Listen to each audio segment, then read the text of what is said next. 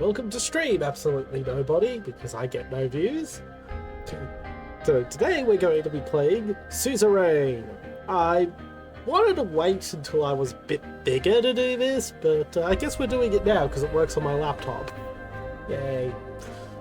Anyway, we're going to be doing a little bit of a gimmick with this playthrough, in that rather than actually run the risk of making a bad decision in running a country, I'm just gonna leave it up to dice rolls, as you can see over on the right side of the screen there. I'm not gonna bother explaining what Suzerain is. If you've stumbled on a Suzerain stream, you know what this game is. So let's just get straight into it.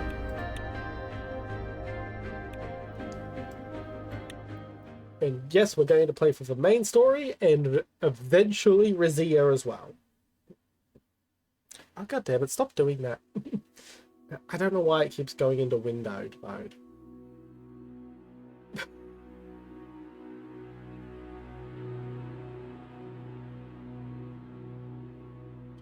Okay, here's our first die roll. Yeah, forgive the large font. It's to make it readable for me if I'm reading off of the OBS, other than the actual game screen. Anyway, 4. So, when we're rolling d3s, 1 and 2 are 1, 3 and 4 are 2, and 5 and 6 are 3. So, 4 means we are now from a middle-income family. Your parents named you Anton. As the only child of a diligent civil servant, you lived quite an ordinary childhood. Life was not bad. You were lucky enough to attend a well-known public school, but frequent fights broke out at the Rain family home, which made you feel uneasy.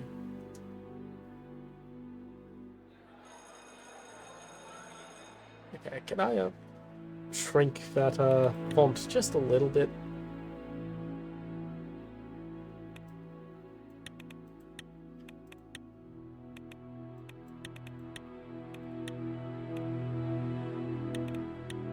Okay, let's just wait.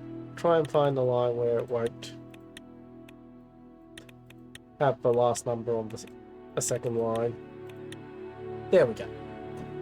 Always going to be some scuff.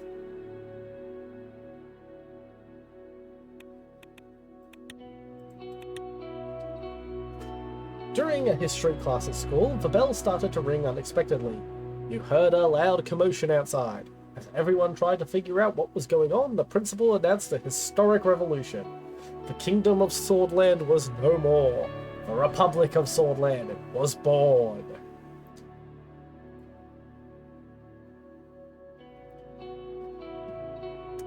You were worried. I can't do anything again. Okay, we're just going to have to put up with those being on 2 lines because I'm not shrinking the font anymore. After graduating, you passed the university exam with high marks. You had the opportunity to choose between several studies. You chose economics at Lockhaven Business School. During the first year, you attended a lecture with David Wissey.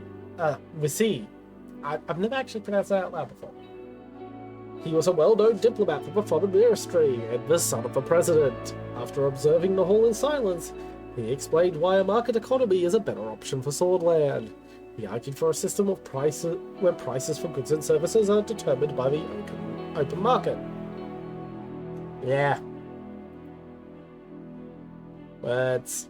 How do they work? Your only concern was passing the exams. Soldiers entered the campus in the evening ahead of the first election. Many were in shock as the uniformed men created a security cordon and started arresting the teachers. A group of students started gathering in protest. Along with your best friend, Preta Vector, you decided to avoid any confrontation. You heard a loud announcement that echoed through the campus. General Luderin declared martial law in order to restore the administration. Please stand back and disperse to your rooms. You quickly made your way to the dormitory, avoiding the scene. Did exactly as they said. As you entered the room, you heard screams come from outside. You tried to go out and see, but the soldiers locked the doors. It was a gloomy year. The majority of students and teachers displayed their opposition, thus Lockhaven became a target for the military regime. You didn't want to stay idle and decided to join a student council. The council was focused on increasing student involvement with the campus along with taking in the budget. Through active participation, you gained budget management and leadership skills. In one of the meetings, Peter Vector introduced you to a classmate of his, Monica, and you were immediately attracted to her beauty. She mentioned to you that she was a volunteer for the Soldish League of Women, an organization campaigning for women's rights. You told her you wholeheartedly supported her cause. The politically charged environment led you to... well... stay away from any political organization. Wow, fate is bringing us down the true centrist route. The radio relayed that the Communist General Ricard had surrounded Ludarian and his troops, demanding their surrender. They refused, and heavy fighting broke out across the country. You couldn't believe it. The army was fighting itself. Swordland plunged into chaos. The clashes escalated into a full-blown civil war. The horrors made you isolate yourself for a while. Monica helped you cope, and the love grew between the two of you.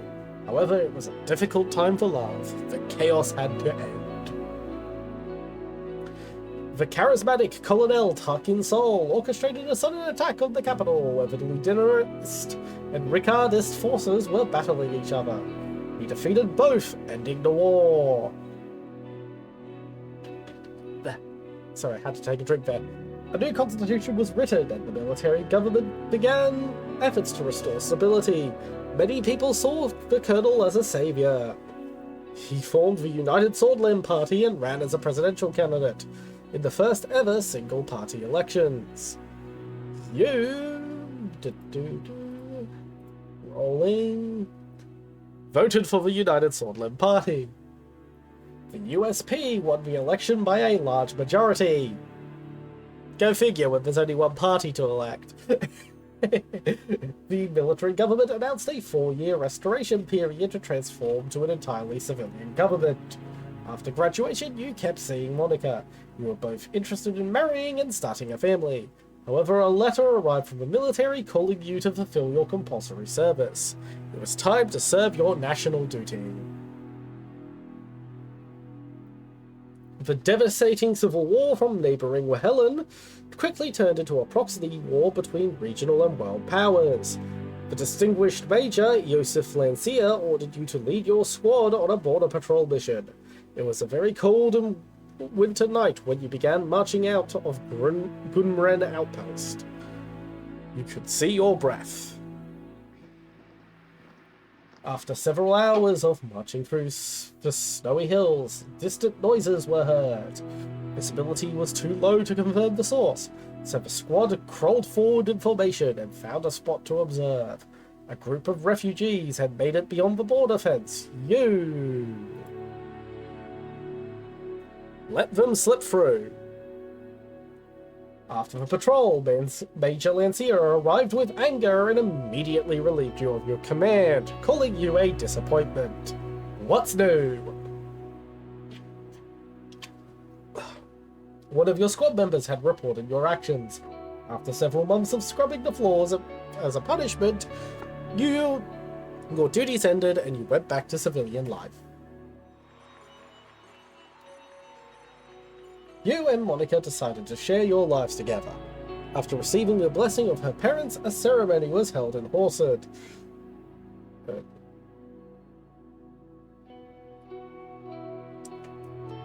Sorry, just messaging my mod to actually do his job. He watches like 3 streams at once.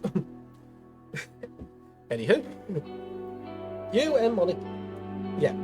During the same year, you worked hard to secure a high-paying job within the governing United Swordland Party. It was much more difficult to start your career on a good foot because of the refugee incident, but you still managed.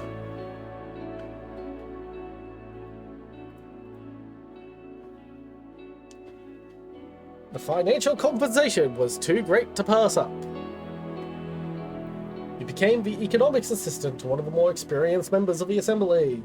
You worked long, hard, investigating hundreds of pages of economic reports into the night. You were climbing the ladder. Tarkin Sol gave amnesty to the remaining factions of the Civil War and chose de-escalation. The institutions and symbols of the former kingdom were slowly replaced. His government launched several new initiatives, such as the citizen-funded builds program to revitalize the economy and a social labor initiative to help rebuild and improve the society, and a large dam project to solve the energy crisis. The first multi-party elections in the history of Swordland were held, and President Tarkin Sol was elected once more. The new 5-year plan and subsequent financial work put you under a lot of pressure, but a significant contribution to the economic strategy triggered an invitation to meet President Tarkin Sol himself, who offered you a key position. You were to become the youngest member of the Assembly. You accepted with doubts. As the youngest MP, it was difficult to connect with the influential inner circle. You needed allies, so you brought on Peter Vecton as your right-hand man. The birth of your son Frank provided a brief moment of joy and relief. You sacrificed work to spend time with your family. During your absence, Peter Vecton found trustworthy contacts and strengthened your position in the party. At the same time, President Tarkin Sol increased his authority over the years. His growing ego started to cause strife within the USP. The cracks begin to show. President Tarkin Sol barely secured a majority in the election against the opposition leader. Over the next year, the Swordish people grew increasingly discontent with the corruption and worsening quality of life. Economic growth was slowing down. Meanwhile, calls for a united Swordland Party Congress became louder as a leadership struggle started to brew. You watched from the sidelines.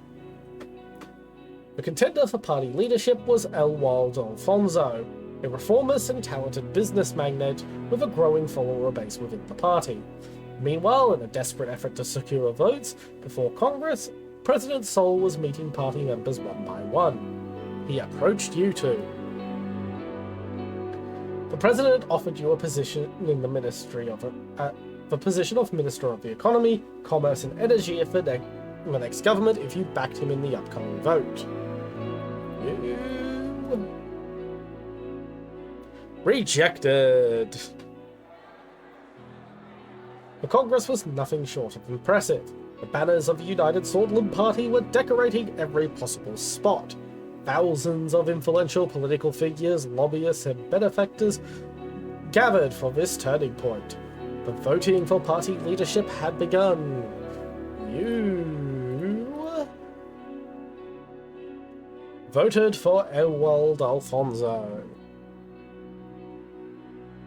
The efforts bore fruit, as the contentious leadership vote was won by Elwald Alfonso. During the Congress, Tarkin Sol announced he would retire from politics at the end of his term, and appointed Alfonso as vice president. You knew the structure he had established was so to stay. The country had become increasingly authoritarian. You were happy that Sol was finally leaving. A month later, your daughter was born. Monica named her Diana. She motivated you during a tumultuous period in the party. As the VP, the leader of the USP, Elwald Alfonso began dismantling the old organizations and structures established by the USP, such as the State Educators Corps and the Swordish State Corporation Bills. The general elections were approaching. The United Swordsman Party was under new leadership.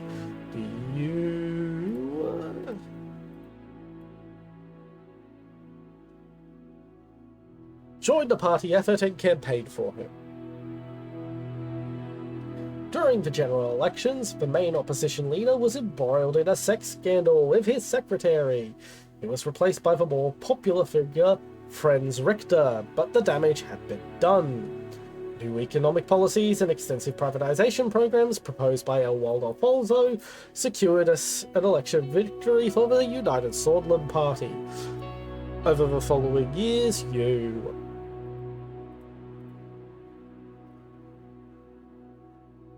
tried all that was necessary to climb up the ladder. The presidency of Alfonso saw many bold reforms in government and law and advancements in the liberal democratic values. He valued your support with that throughout. However, due to infighting and disorganization, continental economic tensions and fast-track privatization, it was followed by a severe economic recession. The other parties announced their bids for the 1953 elections, but the unfair election system hampered your opposition efforts to campaign. You were worried about the economic recession.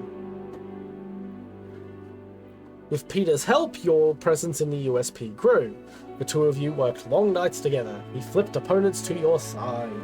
You became the face of a new wing of the party. Step by step and with adequate planning, your wing took over the leadership as President Alfonso lost control of the country. The moment to make a move had come. You bribed and extorted Alfonso's inner circle. Okay, that going really sleazy here. Most of the inner circle abandoned him, even the Minister of Development, Gus Manger. President Alfonso started to reshuffle his cabinet, but it was too late. Alfonso was removed from power by a no-confidence vote.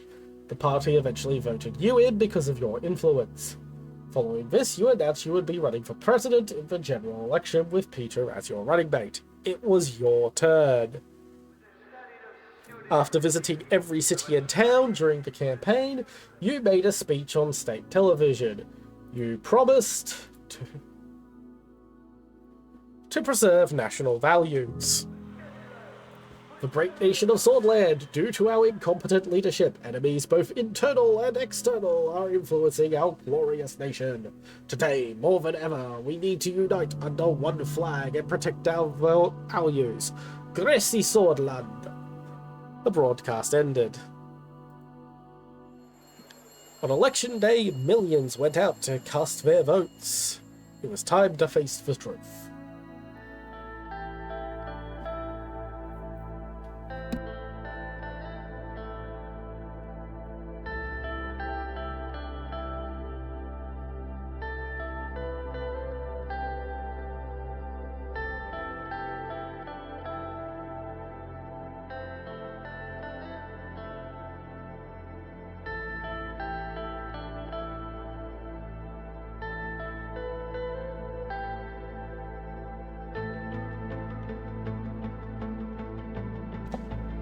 I forgot I had myself muted because I'm an idiot.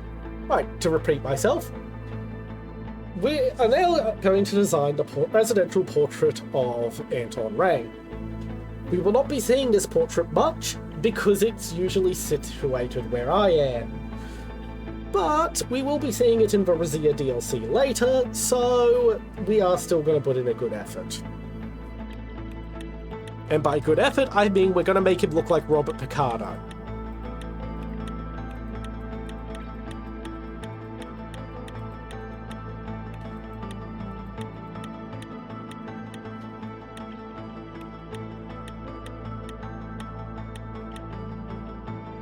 Actually, wait a second. 1, 2, 3, 4, 5, 6, 7, 8, 9, 10, 11, 12, 13, 14. Okay, so there are 13 hair styles. So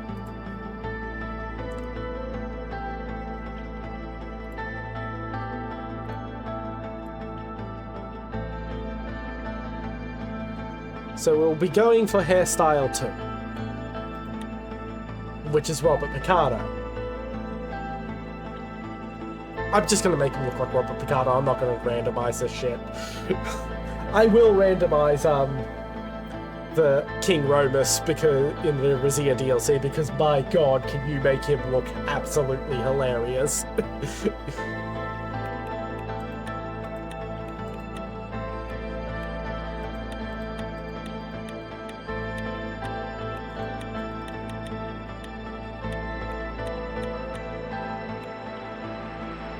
Oh wait, there's a randomized button. Fuck, we'll just use that. Get that a bunch of times. Yeah, we don't need to roll dice to randomize. Yay! Oh yeah. Yeah, that's great. Okay. Now, we'll be promoting a planned economy.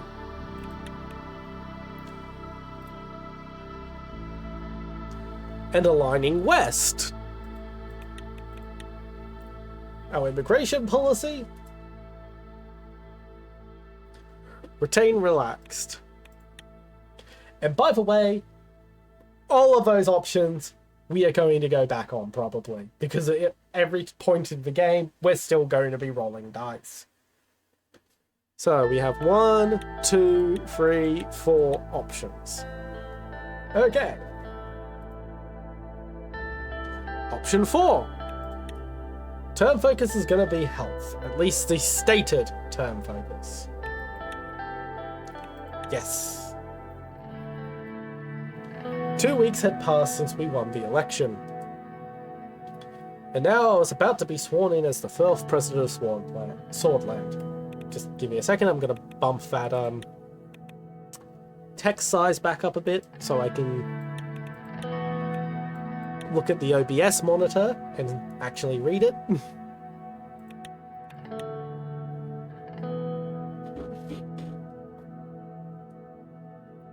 Thousands were watching the inauguration ceremony and cheering my name, Anton Rain. The die was cast.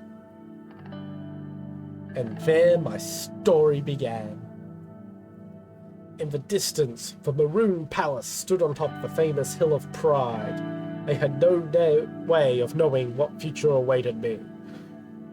Probably a military coup. I looked at my family, my son and daughter. Frank and Deanna were next to Monica, my wife. Her eyes were glimmering with pride.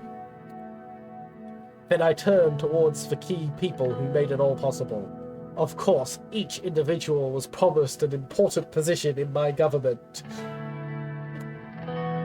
I saw my previous rival and former president, Elwald Alfonso, who gave me a slight nod. Tarkin Sol was also invited, but as expected, he was a little bitch and decided to hide in his little attic. Okay, I'm gonna be honest, as expected, he didn't leave his island retreat. As my thoughts slowly faded away, the reality of the situation dawned on me. Also, Hawker, the Chief Justice of the Supreme Court, was waiting for me. It is time, for the oath has come. What the fuck? That was the complete wrong structure for that sentence. Damn you, dyslexia! Yes, I am dyslexic. That's why I have the dyslexic font on. Okay, the time for the oath has come. Let's roll a die. It has indeed. Please repeat after me. I do solemnly swear. I do solemnly swear that I will respectfully execute the office of the President of Swordland. And to the best of my ability preserve, protect, and defend. And to the best of my ability preserve, protect, and defend the people and the Constitution of the Republic of Turkey. I mean Swordland. This is Swordland, not Turkey. This is not Turkey.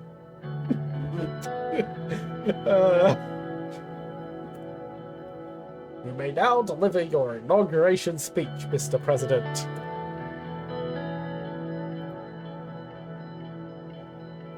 Thank you, Mr. Hawker.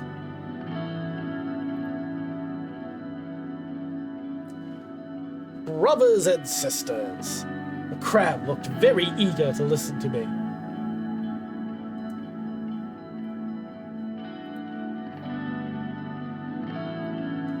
The current dire situation, and we are enduring economic hardship like never before, and today our nation is falling apart. Our people, we, suffer in this dire situation. Wow, this is fucking melodramatic.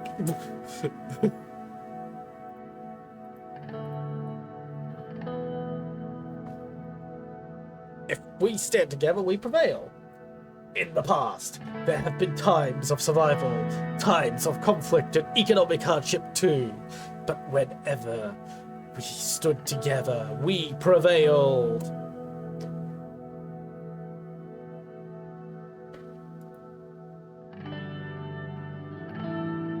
I promise you, we will stop the recession and eliminate poverty.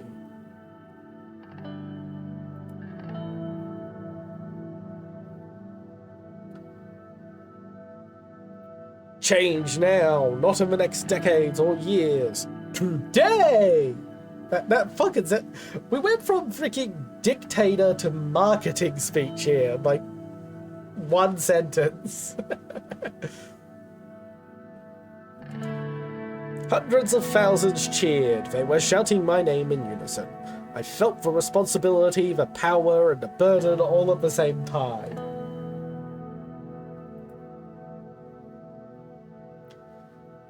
Raise fist. I raised my fist in the air, which triggered a huge burst of applause.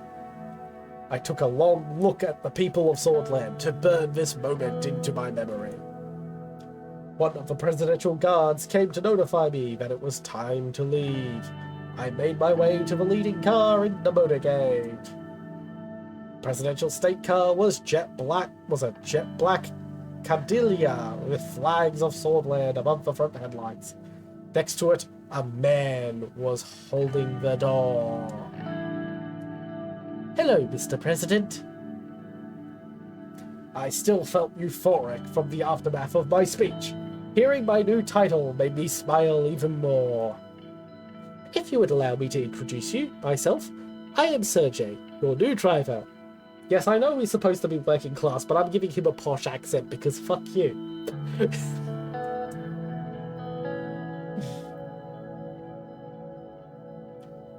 Nice to meet you, Serge.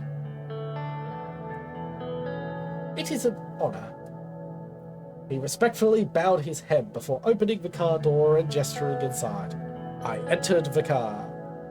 We will be heading towards the palace. The motorcade began to move. On the way, Serge proceeded to explain his duties as a driver. Which is to say, he drives me from point A to B. As minutes passed by, I found myself lost in thought again, barely paying any attention to the absolute drivel he was laying down in this fucking conversation. Oh god, please, please save me from this boring-ass conversation. He suddenly gestured out the window. Isn't it a beauty? The Maroon Palace. He was right. Sunlight glinted off the palace's many maroon-coloured domes. It was so bright that I had to look away.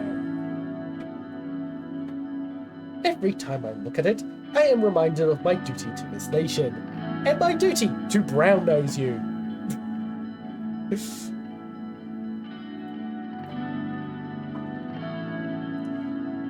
It's just a building, Serge. You're right, Mr. President.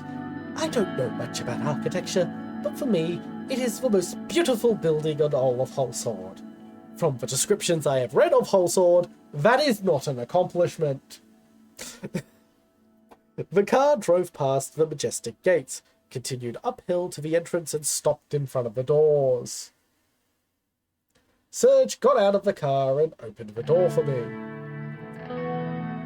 Have a great day, Mr. President. I'm Morgana Westcall. He referred to the famous swordish frames from the times of the Revolution. Morgana West Core Vector Sista, which means morning will come, victory is close.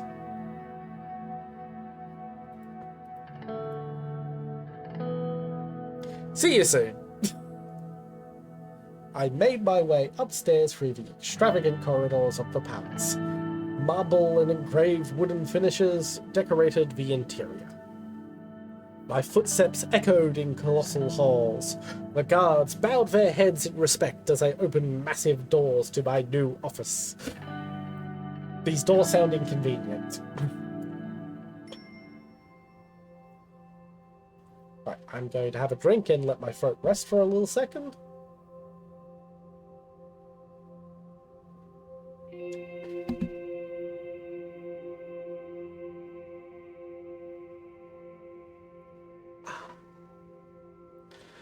Right. A lack of investment. The mayor of Alvori, Neal, reports a lack of adequate infrastructure around Alvori, which seriously undermines the attractiveness of Alvori's investment clients. Foreign investors, particularly from Magnolia, are becoming hesitant to invest in the city. Meanwhile, according to data published by the National Business Council, around 19% of the company's total expenditures in Angland has been absorbed by logistical costs, while in peer regions this figure is below 10%. Logistical issues. In a recent update from Wholesword, the mayor expressed growing concerns about escalating traffic congestion linked to the city's burgeoning population and rapid urban expansion. A logistics report pinpointed the significant increase in traffic volume and subsequent slowing of transportation routes as the capital's most pressing issues. The mayor stressed a lack of comprehensively designed large-scale land-based logistics hubs serving as a converging point for all transporters is exacerbating the issues faced by domestic transporters. Given Wholesword's status as a sprawling metropolis, the current situation, where transporters have established separate centres across 10 different districts, is scattered and inefficient. Fucking deal with it. You're the mayor, that's your job. General Staff gathers. The General Staff convened right after the election to congratulate our victory. All branches of the Swordish forces were represented in the meeting that took place at Camp Strong Arm. When I first read that it was called Camp Strong Arm, I burst out laughing. The chief of the armed forces, Vulcan Kruger, made a public press statement highlighting the increasing chances of military confrontation in eastern Maricopa and requested support to strengthen the military.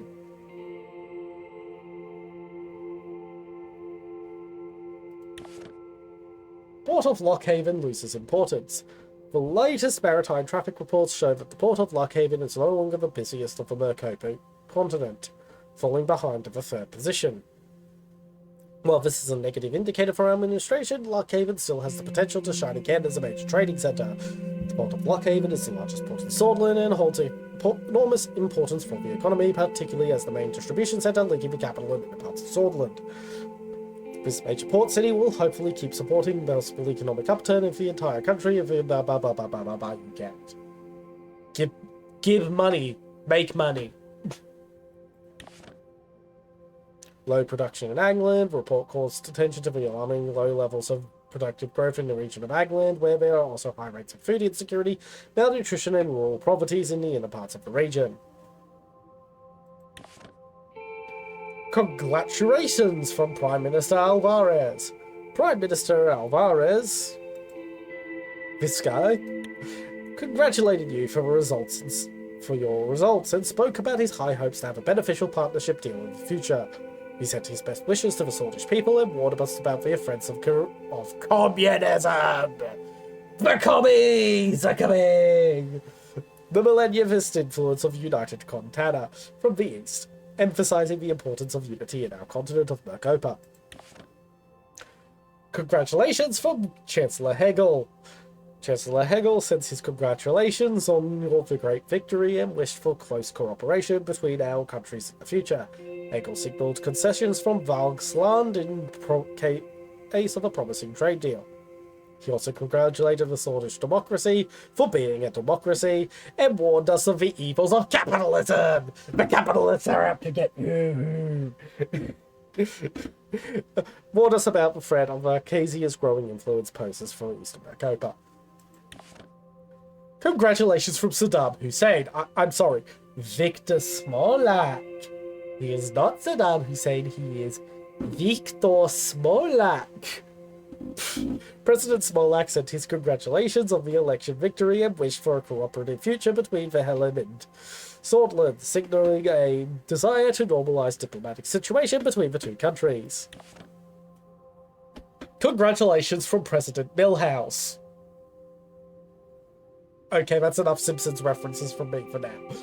Prime Minister Van Horten congratulated us on our election and praised our party's stance on just and transparent elections.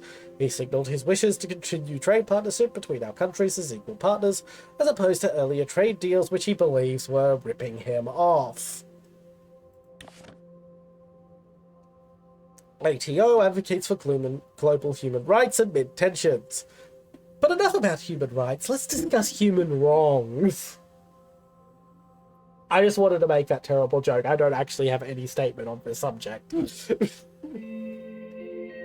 In response to growing global tensions, the Arcasian Treaty Organization, an intergovernmental military and economic alliance of 14 countries led primarily by Arcasia, has issued an expansive report examining the state of human rights worldwide amid intensifying nuclear developments and in efforts to counteract the expanding influence of the Containing Security Pact.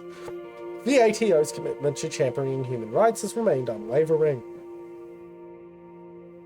The report meticulously identifies regions worldwide where human rights are most endangered, shedding light on areas of concern in multiple continents including Eastern Maricopa, Western Rica, and Southern Montana. Proposed strategies underline the need for actionable collaborative efforts to address these crises, championing an international focus based on basic human rights and freedoms. As the spectator of potential tensions and proxy wars looms, the report calls for nations to remember that the fight for universal respect for human dignity transcends political and ideological divisions. But what is human dignity? What is human respect? What is a political and ideological divisions? I am not answering these questions. I am just being an obstinate dick and questioning everything, slowing the entire conversation down.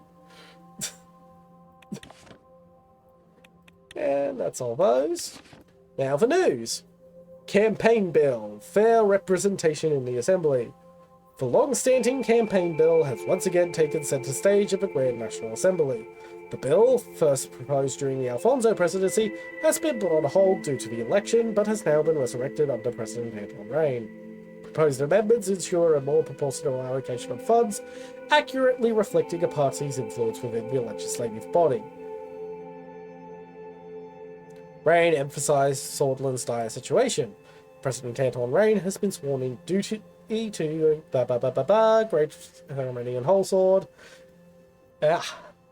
Need to have another sip of water.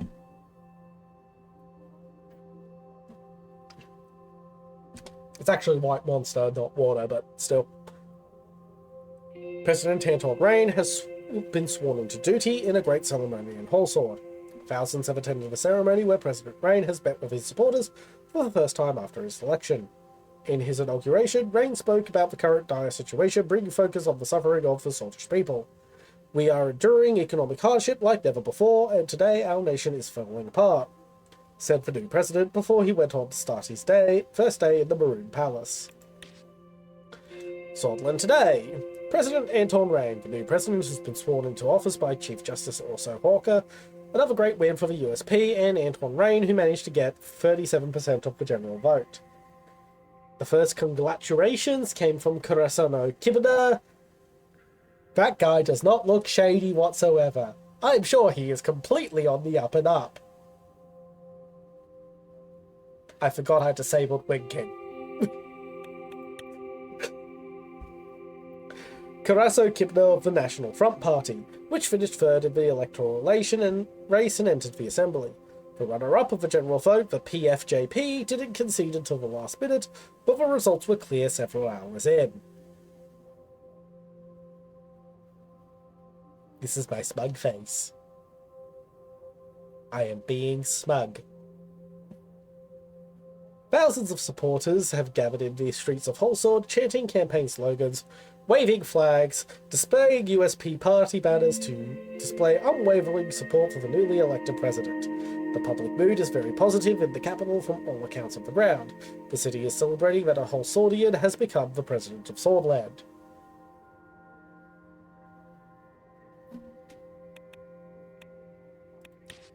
Economists and Solonomics. A new era begins for Swordland, and it holds many economic questions that will need to be answered by President Rain. Our top economic analysts, with consultation from the National Business Council, have released a report on the performance of the past 20 years. 20 years. Forgive me. A certain section of the report stands out. The last 2 4-year plans of the plan doctrine created a budget deficit and clear reduction of industrial production output. This was specifically due to mismanagement and inefficient bureaucracy. The year-on-year growth, budget balance, and production index values indicate that the 2 most productive consecutive years had been when the privatization program of Alfonso began in 1949. Our editorial team, with the help of great experts like Mikhail Avon and Edith Agnak, have come to the conclusion that the recession was not actually caused by Alfonsonomics, that's a mouthful, but by the drastic obstructions of the state executives hindering the plan. Yes, trust the plan. The plan always works. President Rain must take the advice of planned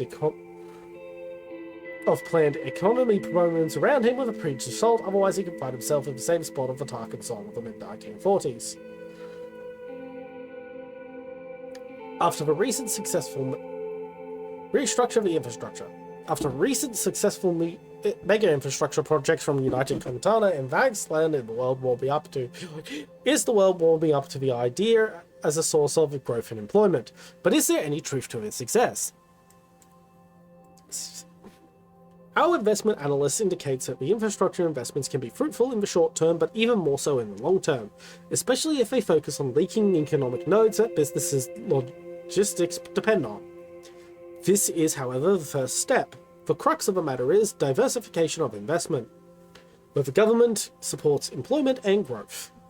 It is key to help private businesses with government contracts, tax breaks, and political support in order to create self-sufficiency and dynamic economy. The government's role in Swordland would be to integrate the world economy and reap the benefits of global trade. Economic growth and income inequality in this country won't be fixed otherwise. I'm sure you have no ulterior motives.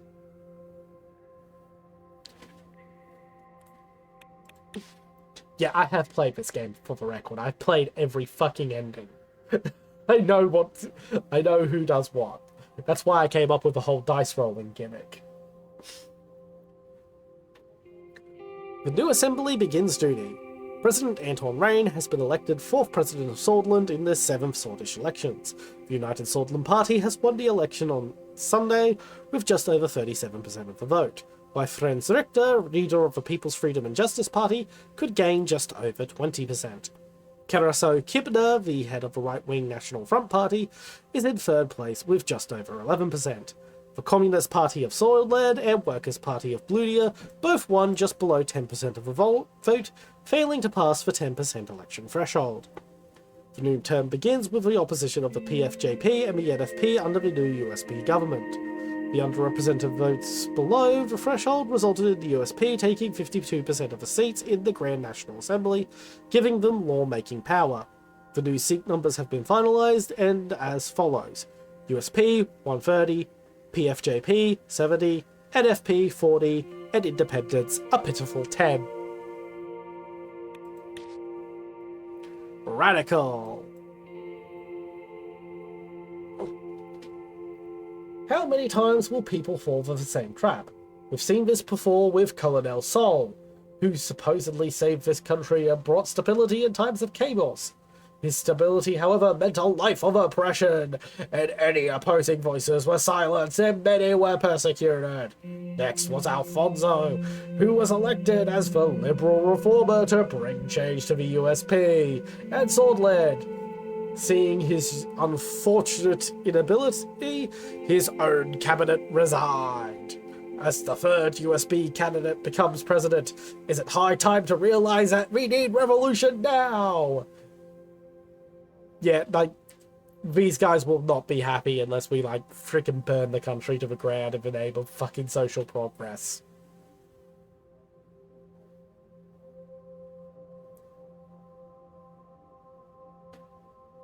Another water break.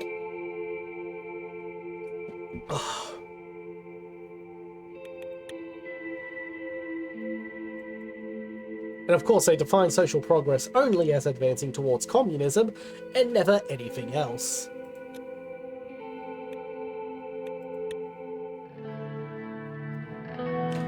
Peter Vectorn arrived a couple of minutes early and sat across from me. He was struggling to hold back his smile. We did it, Anton! We won! Finally! The bribery, the backstabbing, it's all paid off! Peter's eyes sparkled. The strain of the past months had put a damper on his usual rakish charm, but today he was looking and acting more like his old self. He loosened his tie and undid the top 2 buttons of his shirt, stared deeply into my eyes, and I'm just going to stop. This is just going straight into /fic territory.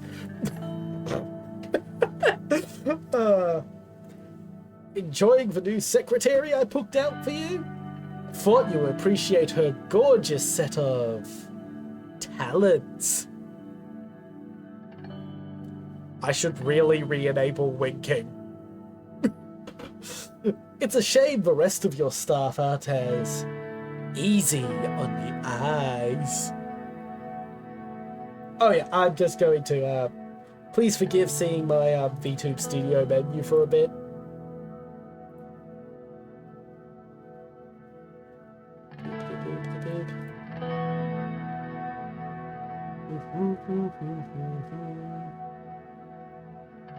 There is...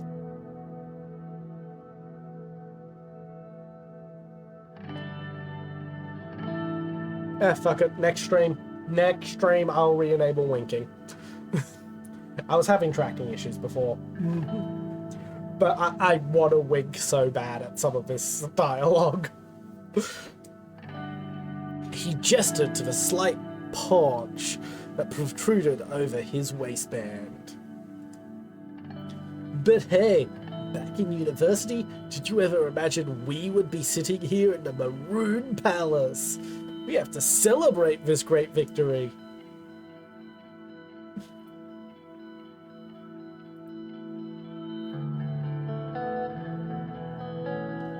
Just a second. OBS is being silly.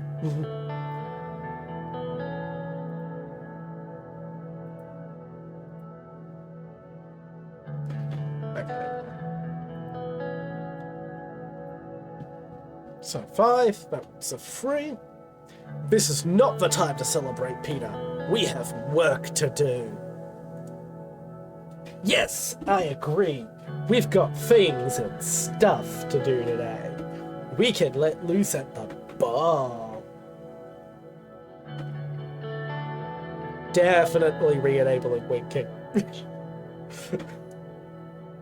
Let's move on with the meeting. We'll be talking about our political strategy for this term. Lucian and I had a meeting with the party and the reformists. We mostly see eye to eye, but I would want to know what you think. How do you not know what I think? You are my fucking vice president, you fucking moron!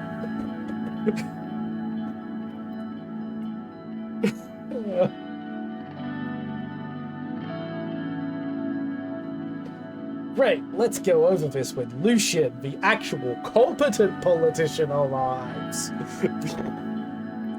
The door swung open, and Lucian Galadi, my chief strategist, walked in.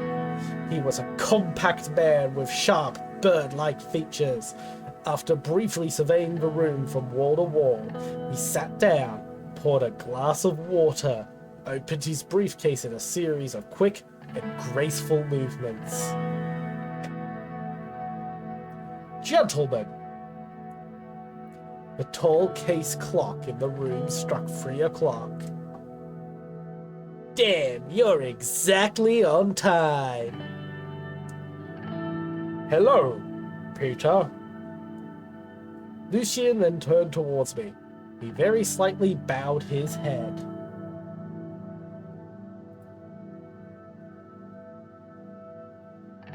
Glad to see you too, Lucien. It's a privilege to be here, sir. Yeah, I'm going to run out of voices really quick, by the way, so don't get upset if I start repeating or even just change which voice I use for which character. I am not a voice actor. I'm honestly just doing the voices to amuse myself, mildly. Lucien spoke in soft, clipped tones. Not when I voice in, but immediately drew your attention to what he had to say. Peter and I waited for him to proceed. Let's start by evaluating our current situation. The majority of the Swedish people demand change, and they are more concerned about the economy than the Constitution. But they blame the system for their problems. Yeah, blame the system. It's always the system's fault. It's never your fault. It's never the fault of people. Never mind the fact that the system is made of freaking people. Sorry, that's a bit of a rant. I have a real pet peeve of people blaming nebulous systems for all their problems instead of the people that make up the system. Because at the end of the day, what is a system but a group of people just agreeing to a bunch of rules? Think about it. People are losing their trust in our democracy. Gee, I wonder why. When they put me in charge. and you in second place. I wonder why people are losing their faith in Swedish democracy. Why do you think radicals like Bernard Sirkus are becoming more popular? Because he has a very good way with words. Never underestimate good rhetoric. Rhetoric. That is a word I don't say aloud very often. Are becoming more popular. Everyone's expecting us to bring the change the last government did not. Franz Richter, leader of the Reformists, believes that true change can only be accomplished by transferring some of our powers to the Assembly. I will move into the details of their demands shortly. I will probably try to do it next stream, but I think I will set up Microsoft Sam to voice Lucien in particular in the future. I don't know why, but the idea of him being voiced by a little robot is funny to me.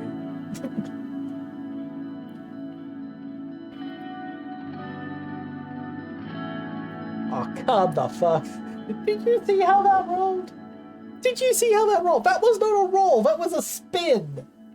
That was a fucking spin on one surface. I promised myself no re-rolls, and I'm gonna stick with it. I agree with the Reformers. Our responsibility is to democratize our broken system.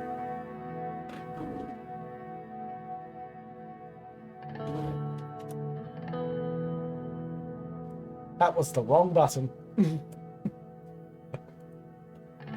It will not be easy.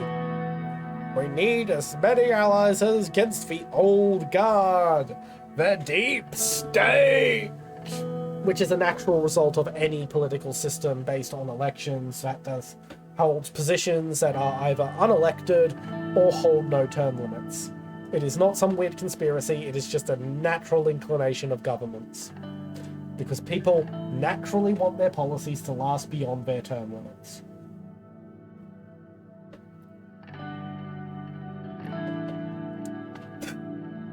Mr. Richter managed to persuade many members of the Assembly to give their support for drafting a new constitution. Reformist politicians are quickly increasing in numbers. While the reformist wing inside our party is still a minority, They could have a tripartisan majority in the assembly, especially if they unite under Rector. Yeah, I don't think I'm going to do that. Say it that way again. That was funnier in my head.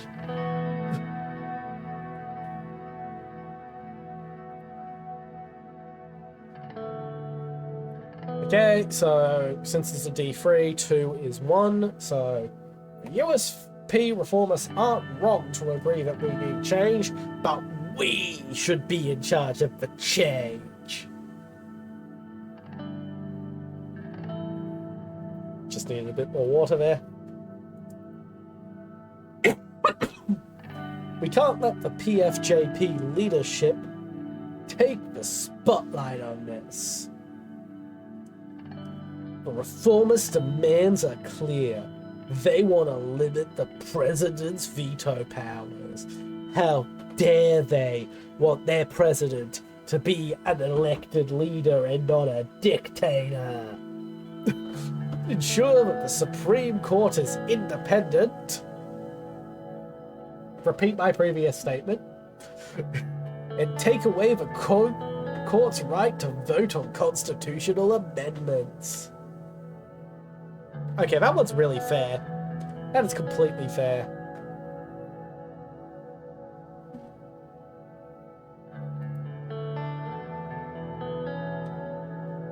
Four is 2. We must listen to their demands, otherwise we are no different than the previous administration. We really are! The dice are really taking us down the boring centrist route.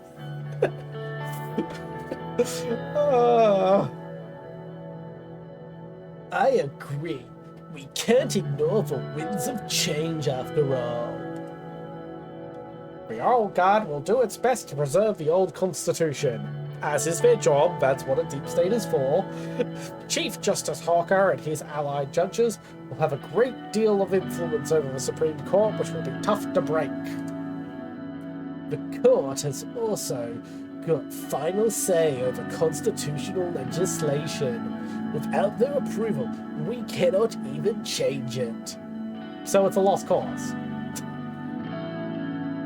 Like, why are we even having this conversation? At this point, if the people really demand it that badly, we should be lynching the Supreme Court, not... I probably shouldn't say that, that would be... I am talking about this game, Twitch, not real life. I'm not even from a country with a Supreme... Does Australia have a Supreme Court? I am so out of touch with Australian politics, because I just do not care. All our parties are the same. I'm not even joking, so this is a random aside. 2 election cycles ago, I received pamphlets from both major political parties in Australia, saying why I should vote for them. And the only difference between the pamphlets was one was red, the other was blue. I'm not joking. They were promising the exact same thing, down to the letter. It was so similar, I swear to God they were plagiarizing each other.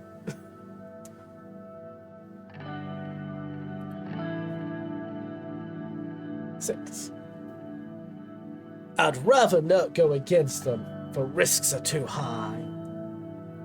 We need to work with the Supreme Court one way or the other. True, but we can't let the old guard manipulate and then backstab us like we did with Alfonso.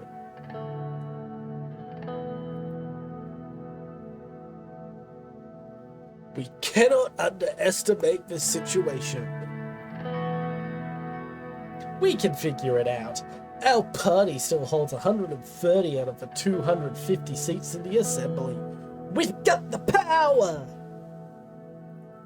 I probably aged myself with that reference. However, to reform the Constitution, we must receive a 2/3 majority in the Grand National Assembly, which is 166 votes, and a simple majority of the Supreme Court, which probably won't fucking happen. That's 6 votes. After we have settled on how to proceed, we will need to talk with our party figures. Our first goal must be to get the 150 signatures needed to start the process. Following the green light from the USP, we will reach out to other party leaders to see if they will back our draft. The last step is to convince the justices of the court. The entire process will take a long time, but we must start working with a reform committee to evaluate all possibilities for a new constitution as soon as possible.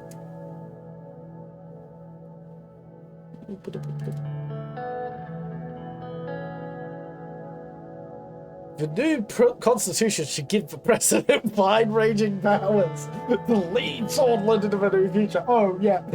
This is what I was hoping for. Complete bipolar presidency. Oh. That's very bold. Then we must start eliminating the Supreme Court's authority over constitutional legislation and take their immunity away. Don't forget, the Reformers wants us to address the loopholes in the presidential veto system.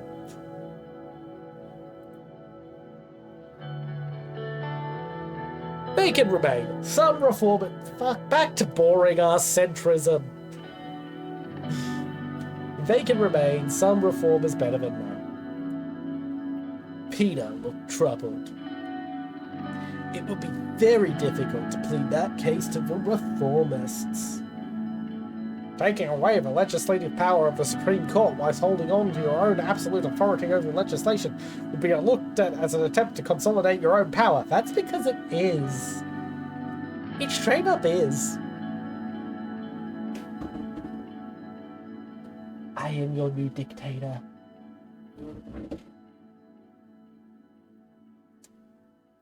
We would lose all reformers' support.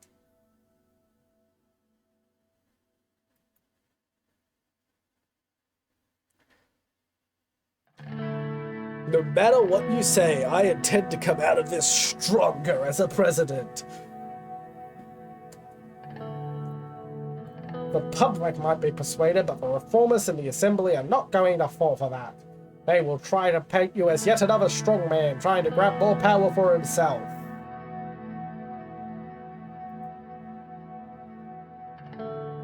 What would you suggest we do then? According to the initial draft we made with the reformers, there are 2 changes to the Constitution that are not open for their discussion. Lucien opened his dossier. First, the Supreme Court will no longer vote on constitutional amendments. Second, the President's absolute veto will be taken away. This can be replaced with a limited veto system by fixing the current loopholes.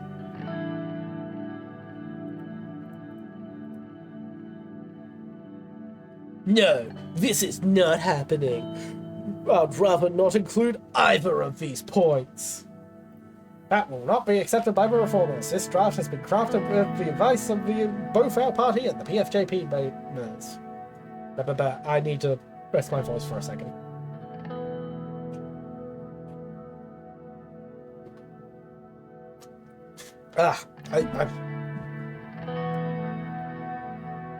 I don't really talk all that much, so outside of streaming, so all this talking is really doing a number on my throat. I may have to, I don't know, run a YouTube video or something for a bit to give my throat a rest.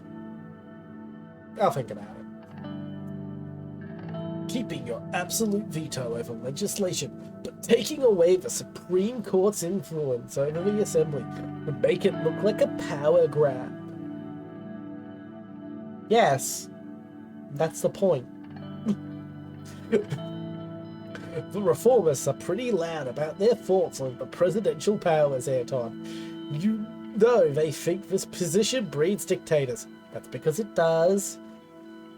It's not that power, absolute power, corrupts absolutely. It's that positions of power are magnetic to the corruptible.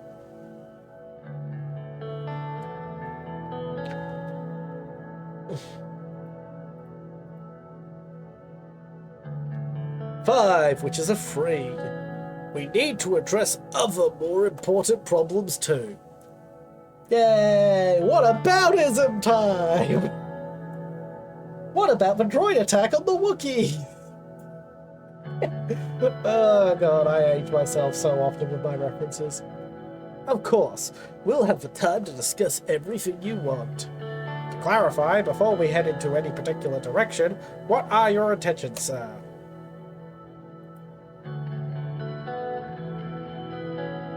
We must strengthen the state by removing the power of the state. I mean, the old guard. We must strengthen the state by removing the power of the old guard. The state is powerful as is. The question is how to approach these constitutional amendments and if it's realistic to pull off. Well, considering everything's being done by random chance, this is going to end in disaster no matter what option we pick. Oh. Wrong dice.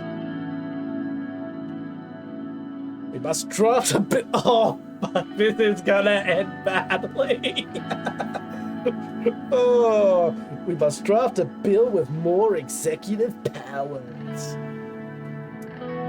Very well, we'll begin to explore how to realistically pass such a constitutional change. You don't. You don't. Like, you can't do it in this game, but it is such a thin line. It is such a thin fucking line to pull off. And we are not pulling it off by random chance. I swear to God, if we pull it off by random chance, that will be fantastic. What a great fucking little memeable moment that would be. It's not gonna happen. But it will be hilarious. We will form a reform committee and start talking with all stakeholders in the assembly of the court to see if such changes to the constitution will be possible. By later in the year, we should know more about the reform contents and how to balance the clauses of the new constitution. Lucian took notes. Another important point we must be aware of, the Lofberg Group. The oligarchs convene under this organization to influence economic policies. Right, it's really getting sore here. Konrad Karunti led it for a long time before falling ill. The new leader is Mr. Walter Tusk. According to reports, some members of the National Business Council are in their pockets. Tusk and the group will surely try to bribe us in exchange for special economic protections.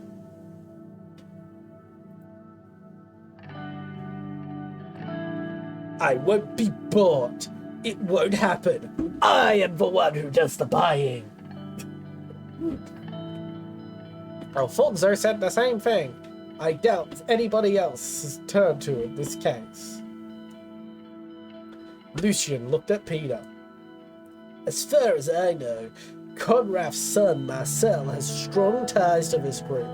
His influence could definitely be an asset for us. But I'm sure he'll want something in return.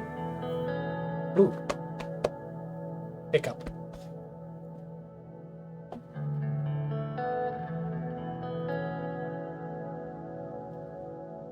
Tusk is heading the group. We should make certain he's on our side. He'll be a very useful ally as well. Tusk has an incredible network and owns a good amount of Berriga steel. I had a joke lined up for that and lost it the moment I started saying the word Berriga steel. Shit. We need to tread carefully on all sides. With all power players to survive out our team, I need to underline the seriousness of this situation. The military and the general staff are a powerful element of this state, and as history tells us, a dangerous one too. We do have some room to make structural changes, by reducing their budget for example, but it is quite limited.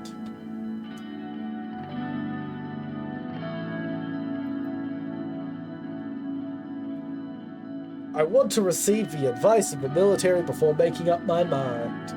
That is actually a really, really smart option.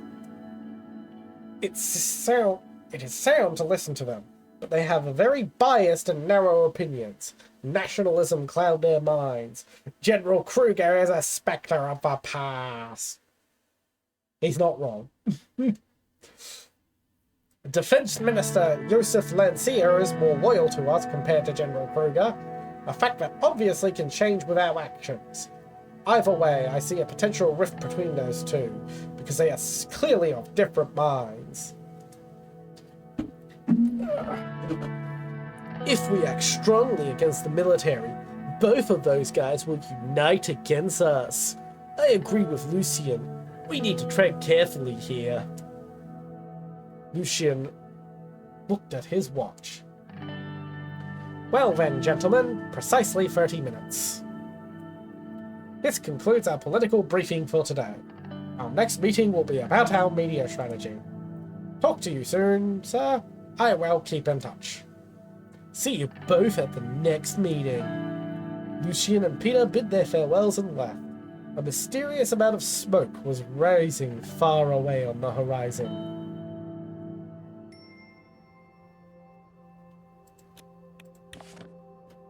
Right. Nature Preservation March.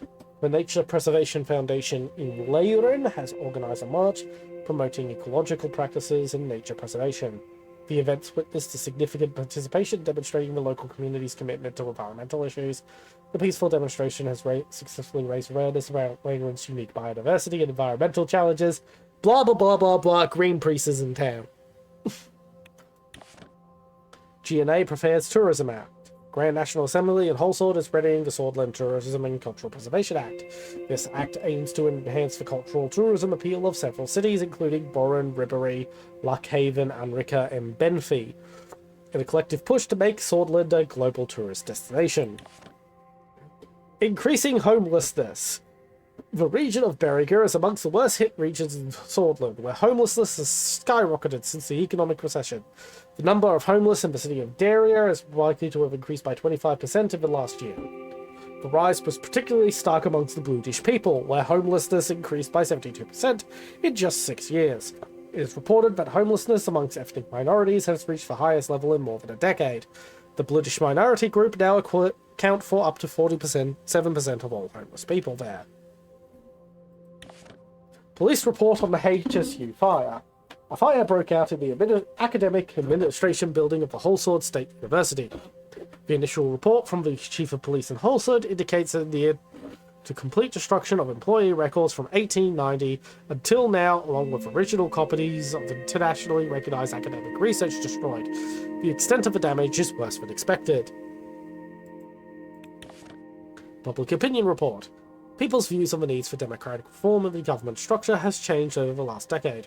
Reformist propaganda from the leader of the People's Freedom and Justice Party, Franz Richter, has resulted in a massive increase in demands for democratic reforms. It is estimated that currently 55% of the population supports reformist ideas. Gas field discovery. Swordish Grid Corporation field research team has announced the new gas field discoveries in Narabel. These discoveries could enhance the city's energy supply and play a significant role in the broader energy landscape of Swordland. Preliminary analysis of the yield and quality of these fields is currently underway. The corporation will soon release a comprehensive report outlining extraction feasibility. The economic implications of these findings, particularly regarding potential growth and job creation in the region, are noteworthy. Yeah, fossil fuels tend to do that.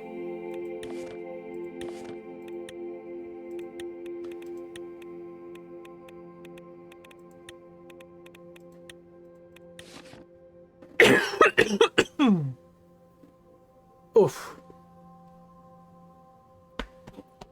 Give me a bit.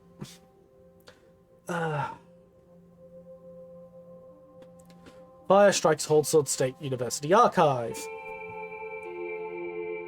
A sudden fire broke out in the archives of the Holsword State University, engulfing a significant part of the academic administration building. It was put out by local firefighters after burning for 8 hours and ravaging through the historic library, which housed many priceless documents. Reporters on the scene have relayed that the event occurred in the evening, with multiple staff of the facility being transported to the hospital with severe burns, but no deaths have occurred. The rector, Sander Nevik, immediately commented that an incident has damaged several academic works and employee records. We might have lost the world, or we might have lost Mercopa. We won't know until the day when we can enter the facility to evaluate.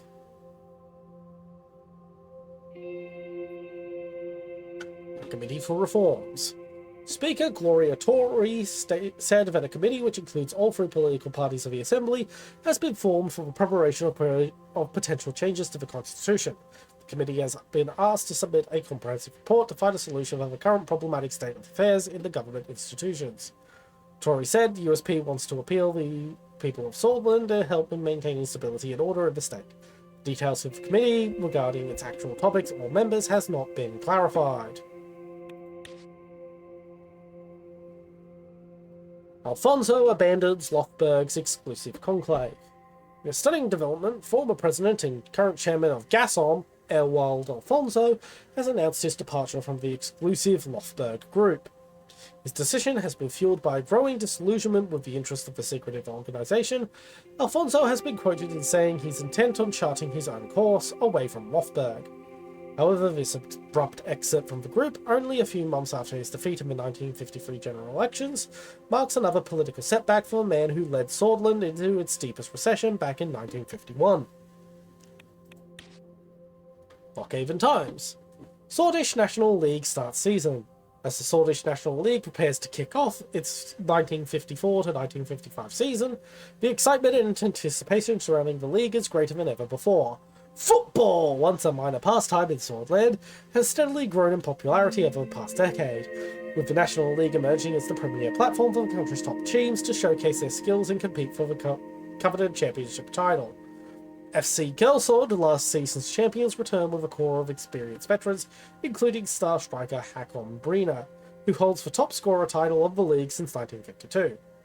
Meanwhile, FC Anrika has managed to add several new players to their lineup after new investments coming to the club and is looking to bounce back after disappointing seasons and reclaim their spots as contenders for the championship. While it's impossible to predict whether FC Gelsord will finally be bested in the season, one thing is for certain: the Swordish National League is slowly cementing itself as a force in the world of football!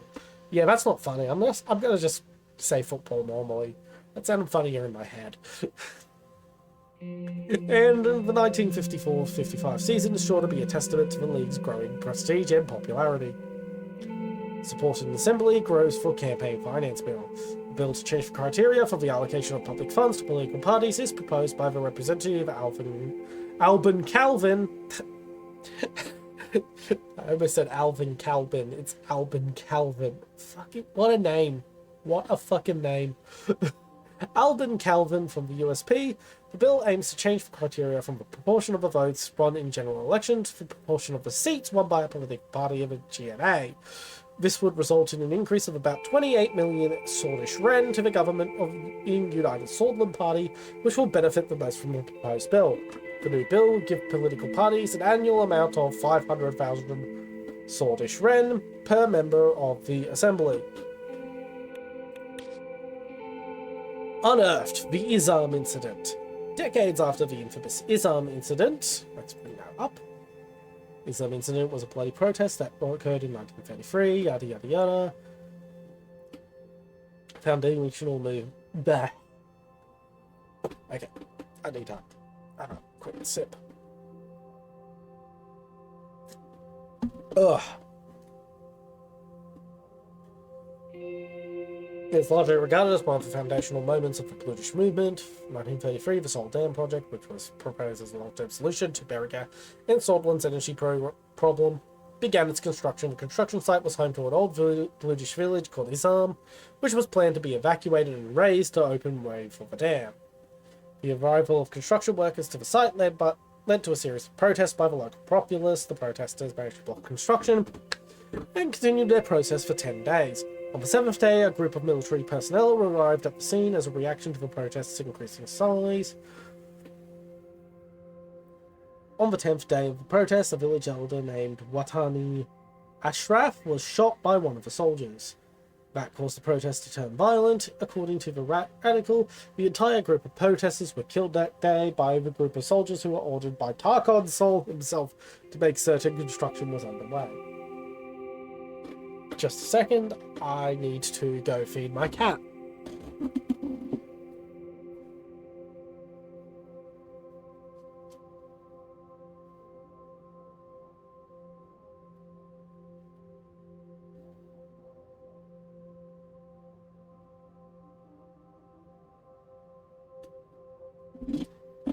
cat has been fed.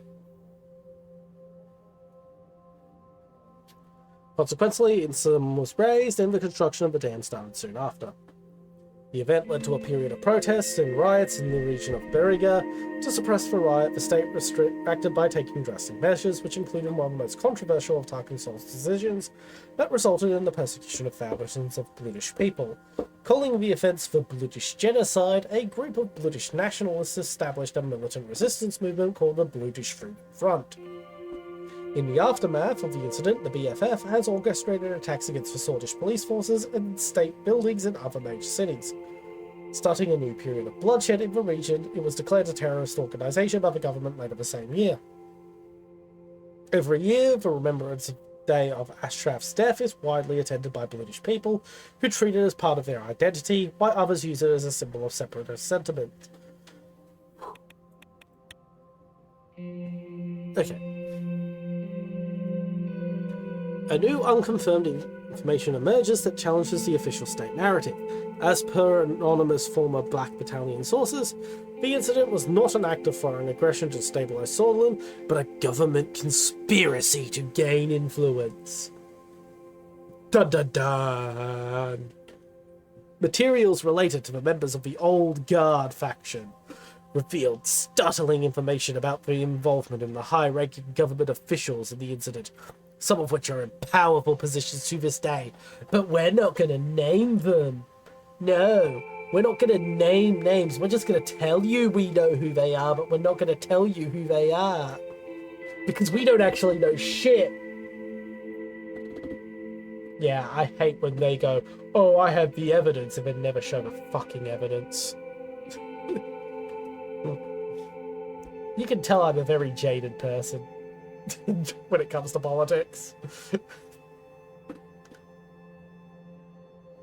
Our paper won't be disclosing details due to potential safety reasons. There it is. What'd I say? They're not going to name shit. This fresh perspective of the bloody incident of 1933 necessitates a reassessment of Swedish history, promising to reshape our understanding of the British movement. So, to summarize, waffle, waffle, waffle, government conspiracy, waffle, waffle, waffle, real communism now, waffle, waffle, waffle. Riveting! Rumberg coming south. Our foreign policy analysts who are reviewing the recent aggressive military and diplomatic developments of Rumberg have come to the conclusion that it's highly likely that Rumberg will keep trying to push further south, threatening the territories of Sorlin, Wehelen, and possibly Agnolia. The annexation of Dome decades ago was just the beginning. Rumberg seems to be on a quest to secure all strategic resources in eastern Mercopa. I'm not pausing for dramatic effect. I need to let my throat rest. I'll be looking up some vocal exercises so I can speak for longer without having to do this.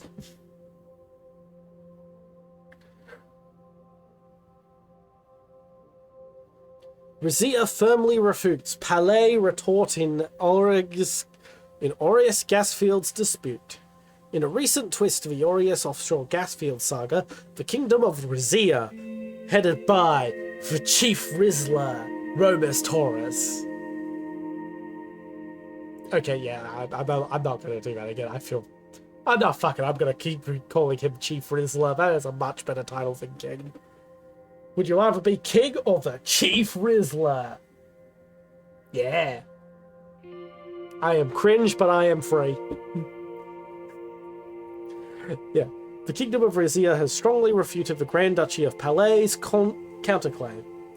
This development escalates last year's surprise move by Rizia, which asserted ownership based on historical records and long-standing and/or maritime agreements. The claim had initially put significant pressure on Palais and caused notable fluctuations in Mercopan energy markets. The Grand Duchy of Palais countering Rizia's assertions, had presented their own historical evidence and legal agreements to justify their exploitation rights. This counterclaim added fuel to the already intense dispute, drawing keen attention from across Mercopa and prompting offers of international mediation to prevent further escalation. Despite ongoing diplomatic efforts, the deadlock continues to unsettle the region's energy sector. Energy companies across Mercopa express growing concerns about operational disruptions and potential impacts on the region's energy supply. The persistence of this dispute threatens not only immediate economic interest, but also the long-term stability of energy markets. Or to sum it all up, oil war in the ocean.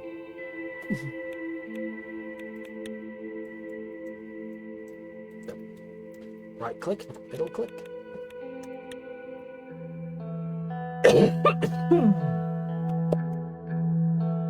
Simon Hall, Gus Manger, and Lilias Graf were about to arrive at the White Room for our scheduled economic meeting. This was the room of the Maroon Palace where all important meetings were held. Two assistants arrived first, carrying a heavy projector. They stood with it by the door, waiting for the ministers to enter. From the hallway, I heard Lilias Graf's voice. She was using the patient, almost motherly tone where she took often in heated arguments. Gus, do you really think such an economically advanced area is in more need of investment than Agland? Lilias, my interior minister, strode in. She was clad in shades of brown and beige. The only spot of colour, a bright yellow Desnuritus cross on her necklace. Followed by Gus followed close behind. Don't be an idiot, Lilias. What about the unemployment crisis in Greater Holsett? Gelsland region and Gelsland regions are going through. Those areas are our economic heartland. Gus curled his hands into fists. The Minister of Agriculture and Rural Development's temper hadn't changed since his days in the Alfonso administration, but neither of his reputation of getting things done. His far-reaching network of connections was unlike any other. Simon Hall quickly stepped in between the two ministers without looking at either of them. He cleared his throat. Good morning, Mr. President.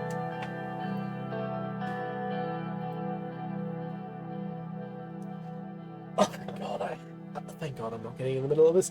Good morning, everyone. How are you? I am very well and motivated, sir.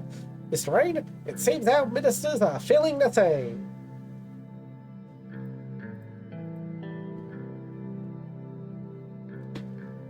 I can clearly see that. Oh, fuck! I wanted to avoid this!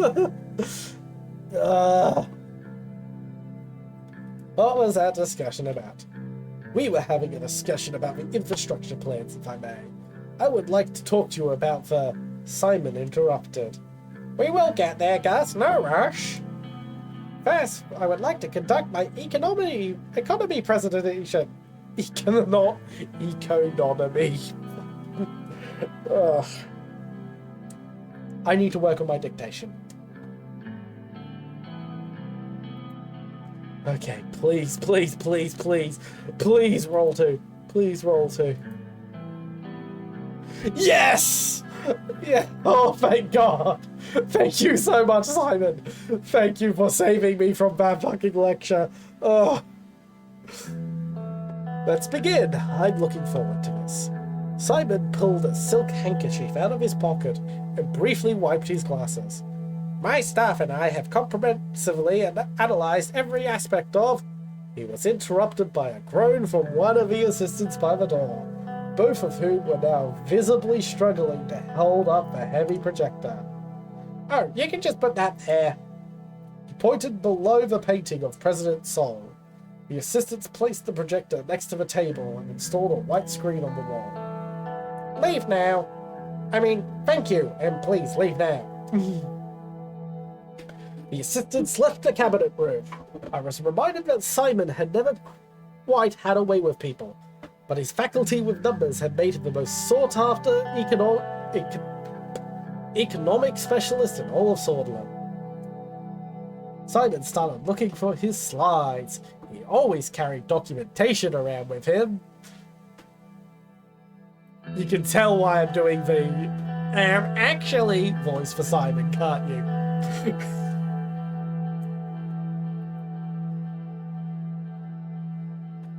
Ooh. Oh. Mr. President, I'm about to explain some very serious data. I'm sorry, go ahead. There have been some developments about the Swordish Ren losing further value today. We've been trying to stabilize it with the central bank. Every libertarian who is ever watching this VOD or video or live stream was suddenly triggered all at once. All across the world, thousands of libertarians just started ringing with the words central bank.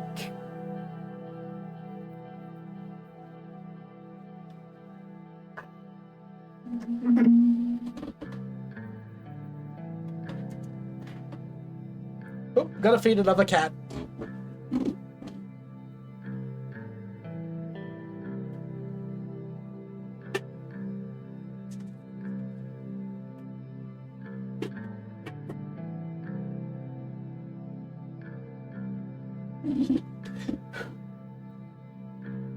The recession of 51 put enormous pressure on the economy, the resulting collapse of the value of our currency, the entire situation was a significant cause for our administration. Wrong spacebar. Since economics is your forte, Mr. Rain, it is possible that you might already be aware of the data. I can still explain the current economic situation in better detail. Please, for the love of God. 4. Oh, for fuck's sake. I don't want to have to fucking rattle off all this fucking...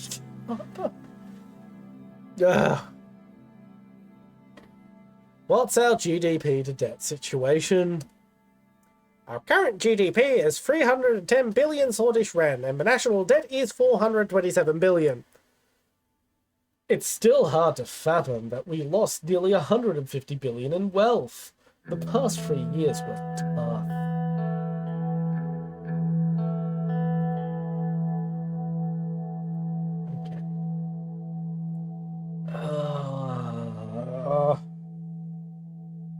Okay, what's our unemployment and inflation rate? Unemployment has skyrocketed and is now at a staggering 16%, and the inflation rate is at a relatively high 10%. Fucking Keynesian.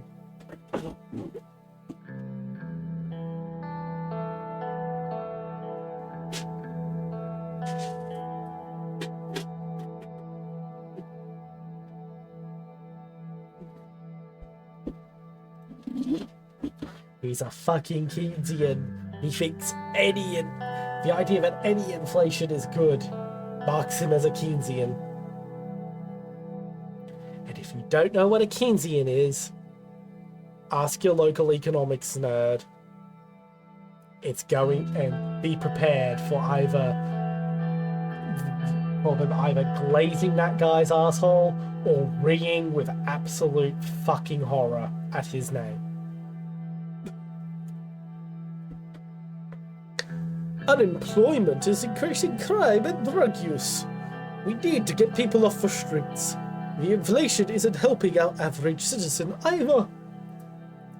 God, that voice changed completely from the last time I voiced her. Whew, 2 is 1, which is, for fuck's sake.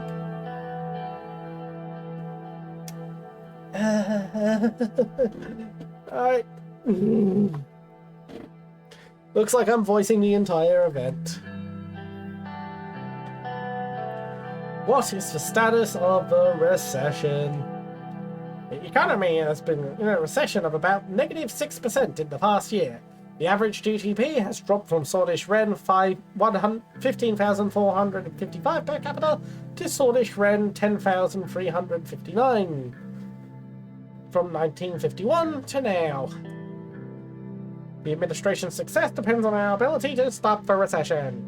The sooner we can reach GDP growth, the better.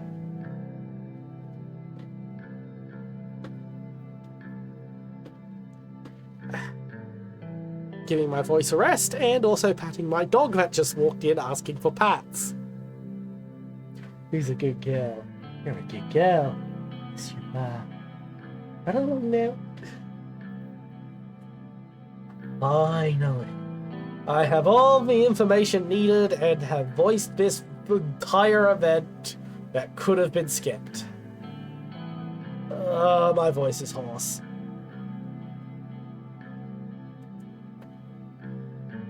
Let's move on to economic strategy.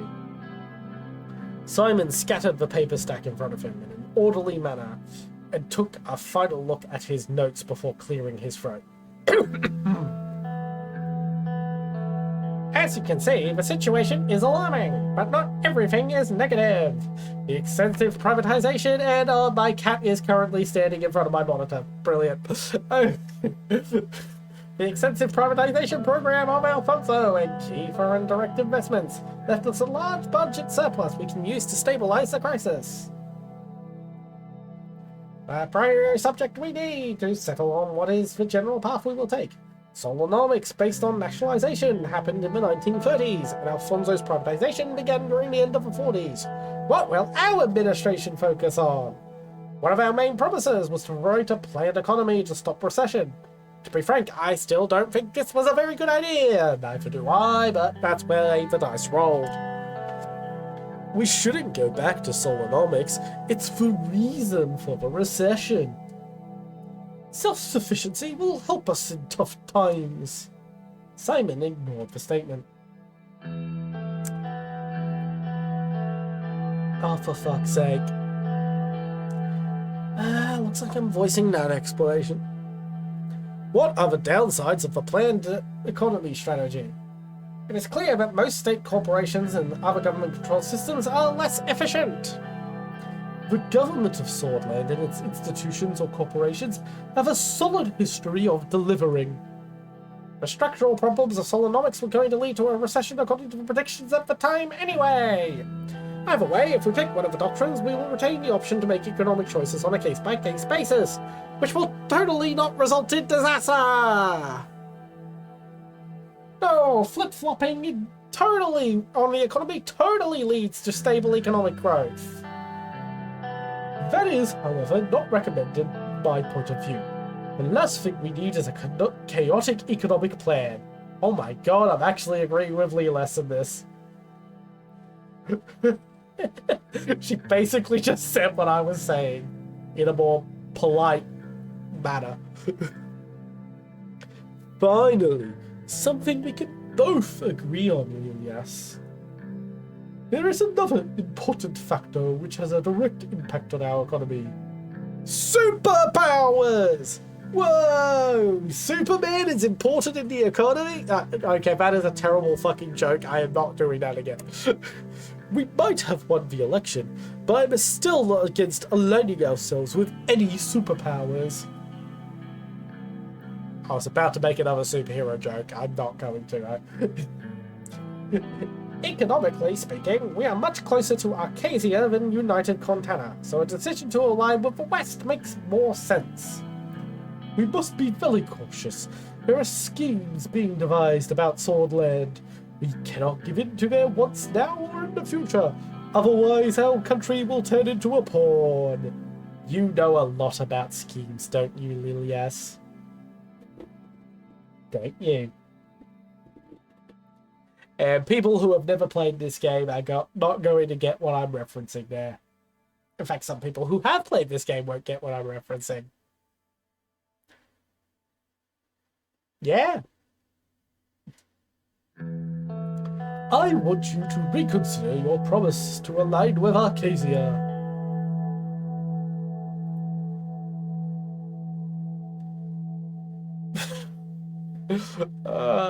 I have made a promise to the people of Swordland and I will not back down. No, you turn if you want to. The gentleman is not for turning. Oh god, like, no one under 60 is going to get that reference. Exactly. We have made a promise. People want to trust their president. What kind of example would we set for future generations if we were to back down on our promises? After all, when has a politician ever backed down on their promises? That doesn't happen ever at all. Also, in my opinion, aligning with a powerful country like Arcasia was an excellent decision. I know you have campaigned for this in the party for a long time, Gus. Mr. President, this is exactly what being controlled looks like, voluntary or involuntarily. Gus eyed Lilius with distrust, as he should, but didn't say anything. When the time comes, I hope you will make the right decision for our own good. We should attract more foreign direct investment, Mr. President.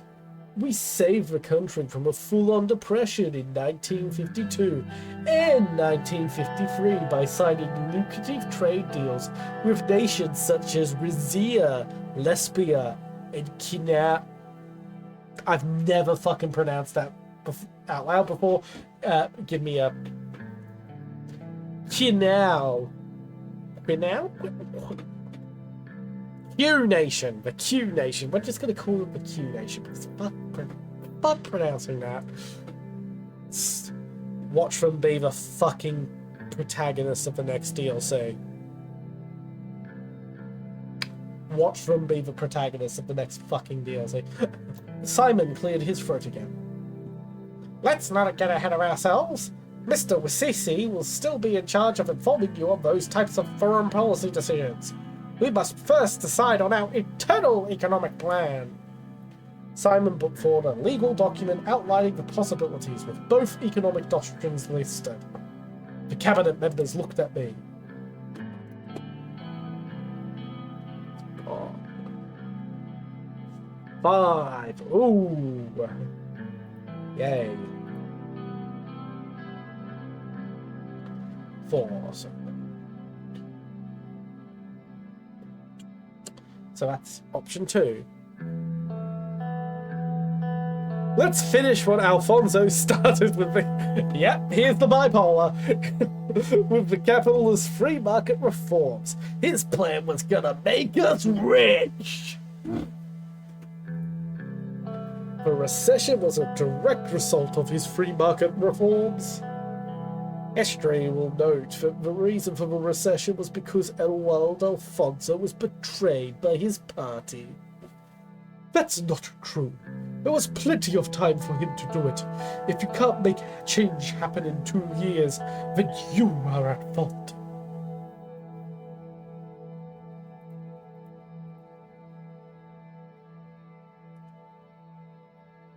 Would a planned economy bring us stronger allies? Diplomatically, it would make United Contana look at our country in a more positive light. They are proponents of the planned economy. Whatever that's worth, the influence of Acacia has on the world economy is extensive. Our economic strategy should be based on internal reasoning now.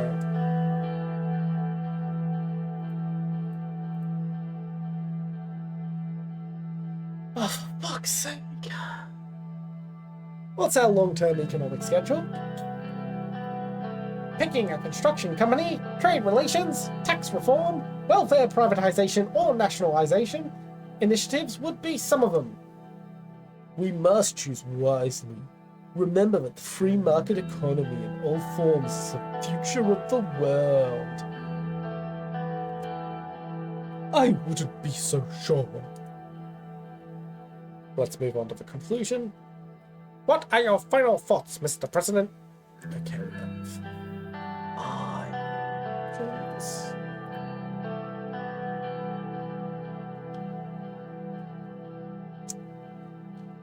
critical institutions must remain in state control. We must be fully responsible in delivering services. A market economy doesn't mean the privatization of every single institution. But either way, you make the choices. Random dice roller program I found on Google. So what will be our general economic plan promote? I'm not rereading that. That was funny.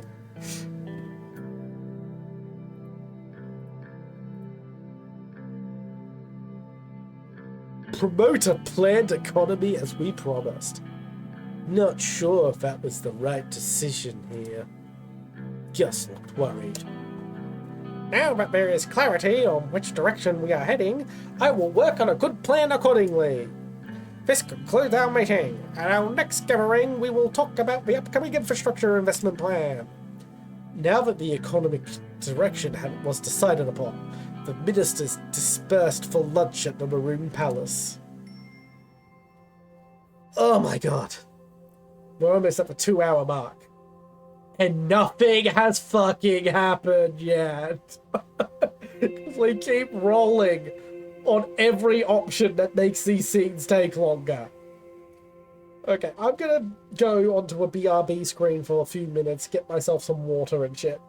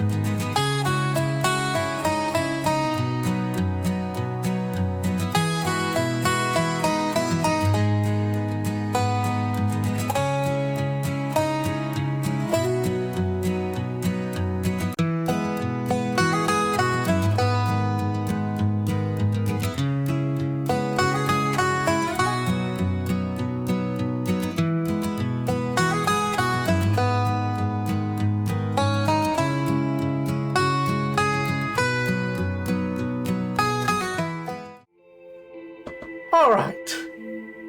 So we've played for 2 hours, and all we've done is reiterate the decisions we made at the start. Bullying!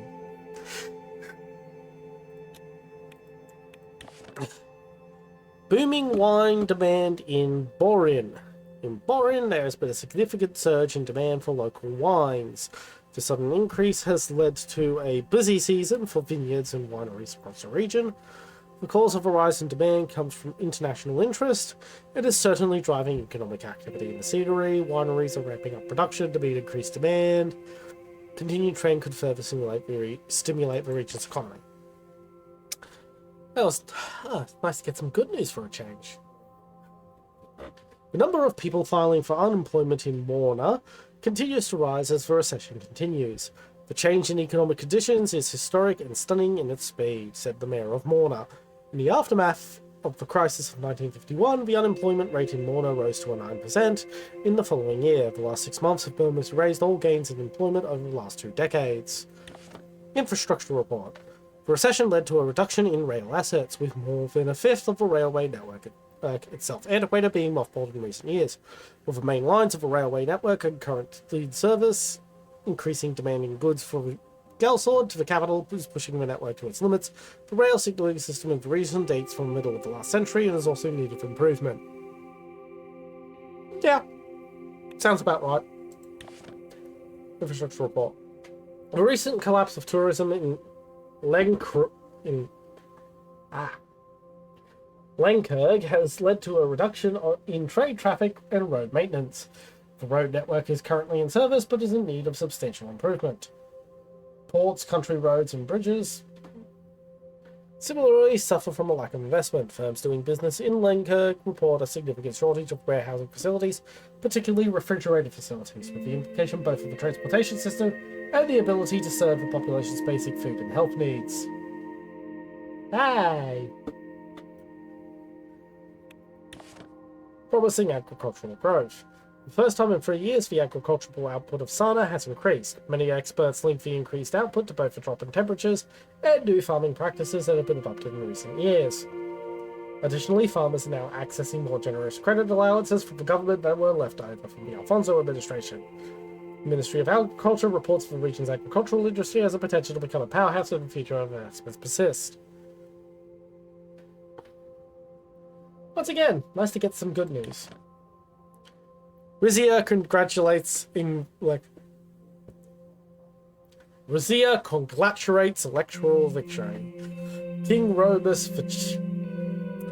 the Chief Rizla, Robus Taurus of Rizia, has formally extended warm congratulations to President Anton Raid following electoral success. In an official address, he praised Swordland's so-called democratic ethos and expressed a keen interest in fortifying bilateral ties to the Raid administration. The king anticipates a future of close cooperation and mutual respect between the two nations, regardless of governmental differences. CSP and Federation of Anraka sign historical NAP. In a significant step forward in the international diplomacy, the Contanian Security Pact, an intergovernmental military and economic alliance of 9 countries, led by United Contana, has signed a 5-year non-aggression pact with the Federation of Ankaran not Ankaran, I play too much Vampire the Masquerade Bloodlines, Anrakan Isles.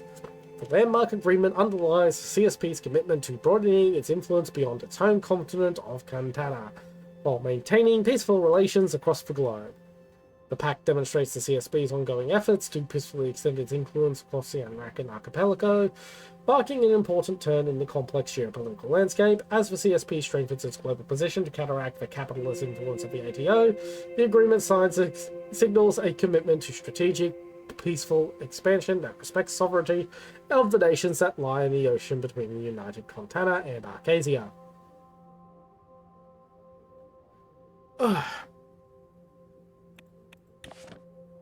Lockhaven Sea Rig Maintenance. The Gassom Sea Rig off the coast of Lockhaven has paused oil extraction operations for essential maintenance. The rig has been a significant contributor to Lockhaven's oil output, and its temporary shutdown could impact the city's production levels. The maintenance timeline remains uncertain. The local government is monitoring the situation and making agreements to ensure minimal disruption of the city's oil supply. Until then, normal operations remain suspended. On Archive. Tourism, a beacon of hope for Swordland. Swordland Tourism and Cultural Preservation Act, currently under deliberation in the Grand National Assembly, is a shining beacon of hope aimed at enriching tourism appeal of Boren, Ribbery, Lockhaven, and Rickabunbury. The Act promises to position Swordland as a global tourist destination. As the nation grapples with the economic hardship, the bill's potential to boost tourism and cultural preservation efforts provide a much-needed silver lining.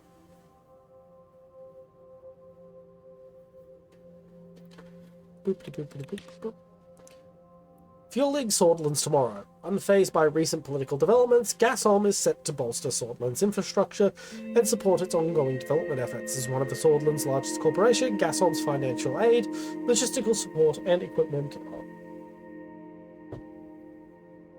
Sorry, my cat was being silly at the other side of a room. As one of Swordland's largest corporations, Gasom's financial aid, logistical support, and equipment aid are crucial to Swordland's economic resurgence. The support provided by the corporation, whose roots are intertwined with, exemplified eyes for corporation's dedication to Swordland's prosperity. This advertisement was sponsored by the Alfonso Foundation. I thought it was a bit brown-nosy and glazy of Alfonso's shit. What is my cat doing? What are you doing, kitty? Yes, hello. You're very pretty.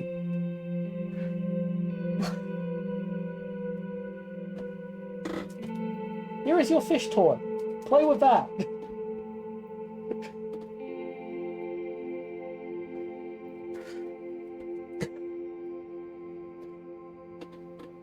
If my cat stayed in one place long enough for me to have a cat cam, I would have a cat cam. Economy meeting held in Whole Sword. Close contacts close to the government. Reported yesterday, Swordland's economic policies have been planned behind closed doors. Shortly after the meeting that was attended by VP President Anton Rain, the Ministry of Economy has released statements regarding their short-term economic plans, which include the promotion of planned economy. Giant Nothing Burger!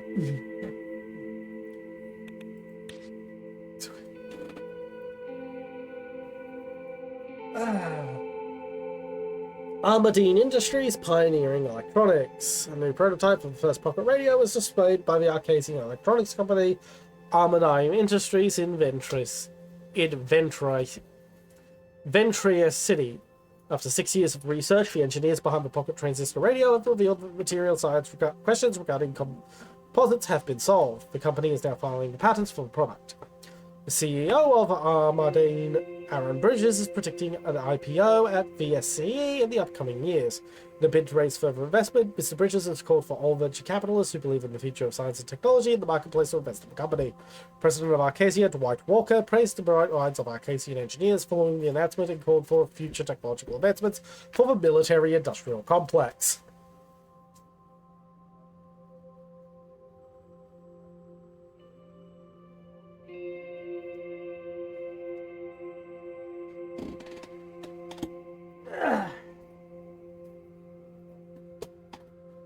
Get your toy. Get your toy. It's your toy. Go. Go get your toy. Yes, I treat my cat like a dog sometimes. President named Dwight, praising the military-industrial complex. That is a bit odd. Let's just put it that way. Freezing temperatures recorded. The Meteorological Institute has reported a record low temperature of -29 in the city of Suzerain. Warning frostbite has been issued in the southern cities of South and Beriga. The people are advised not to go out unless they must do so. For risk of frostbite, schools are closed for this period. Yay! Snow day! Doesn't snow in my country, so I've never had that.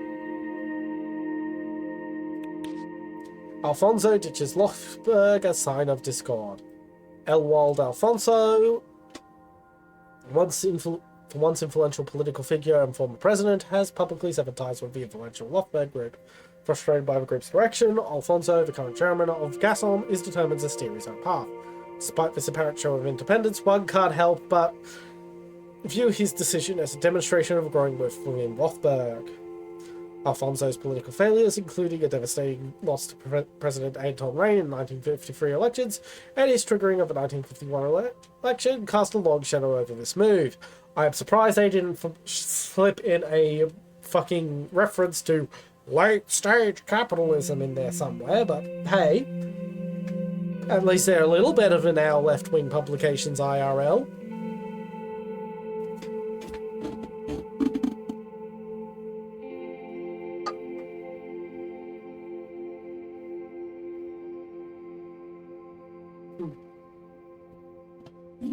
Nationalist violence. A man in his 20s has been beaten with baseball bats in paramilitary-style attack in Arvory.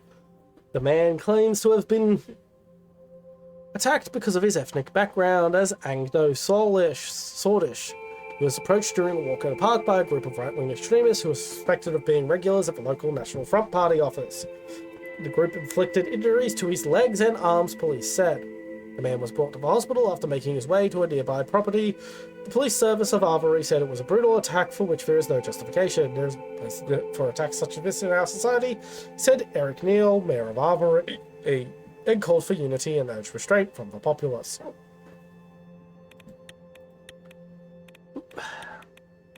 Yes, I am promoting a planned economy. Meeting on media strategy. We're going to go to the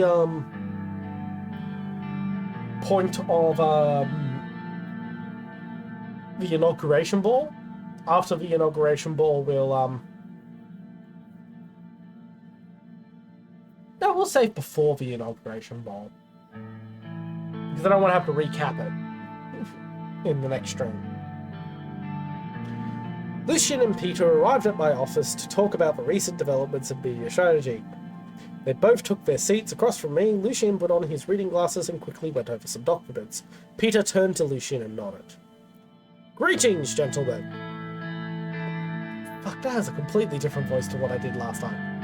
I have just received further information from the interior about the sudden fire that broke out at the Wholesale State University archives nearby.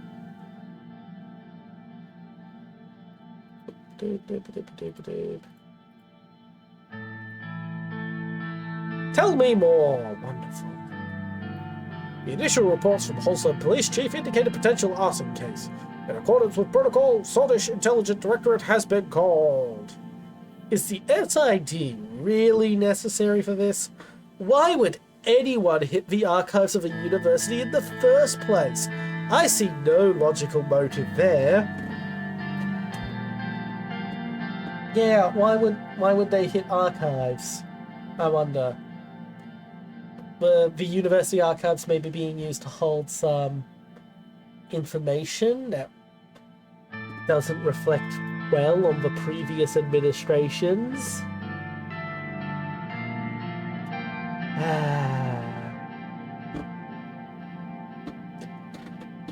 It seems like the chief suspects of foreign sabotage. They informed us that a large section of the archive has been destroyed. It includes tens of thousands of globally recognized... I'm not going to do a voice for Lucian at the moment. My throat hurts too much. Includes tens of thousands of globally recognized research documents in a region all by the great thinkers of our people.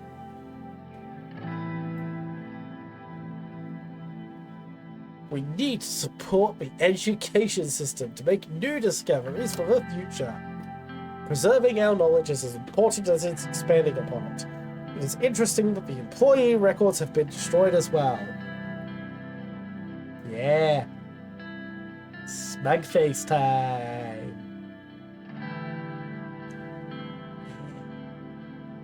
Oh god, that looks more like a fucking O-face. That looks more like an O. Luckily, most originals have copies in other universities and some international libraries. The first edition of my favourite book, The Geopolitics of Swordland by Herman Equa, was destroyed too. Maybe it was just a freak accident. We do have copies of the most important works, so no single fire can eradicate our knowledge. I see no point to destroying employee records either. My guy Peter, you were not hired for your brains. More importantly, Lucian mentioned that Marcel Caronti contacted him. The Carontis had always been known as one of the richest and most influential families in Swordland. Marcel Caronti was no exception. He was the eldest son of Conrad Caronti, the industrialist and media mogul who founded HOS, Heart of Swordland. The richest man in the entirety of Swordland. Lucian turned to me. He has also offered to meet with you, Mr. President. I'm doing the voice again. Would you look at that?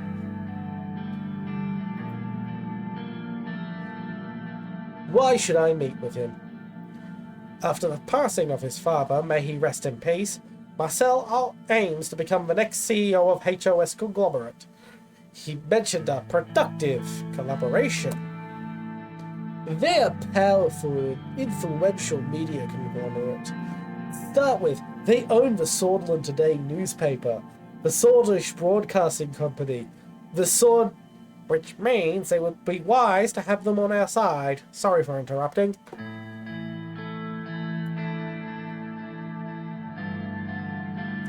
Fuck you, that is not on a 6th. What the fuck? Okay, I am re-rolling that because that is not a roll. That is not landed. That is a physics freak. Okay. What does this productive collaboration entail? He did not wish to explain the details over the phone, but rather in person.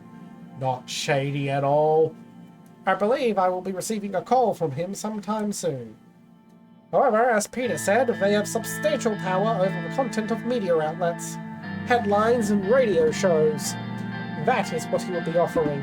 What he wants in return is what we need to understand. But let's not get ahead of ourselves. First, we need to determine our general approach to the media.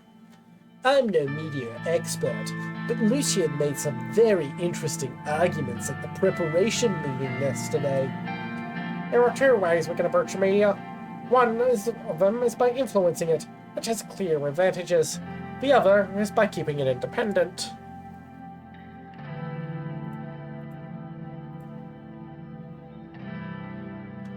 The media must be independent. Ideally, yes, but an unpopular leader will not be able to pass even the easiest reforms.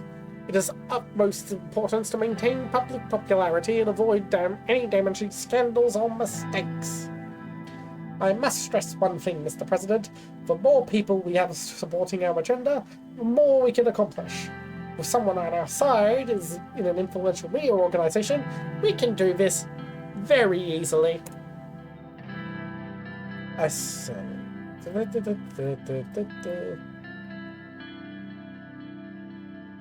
I share your opinion.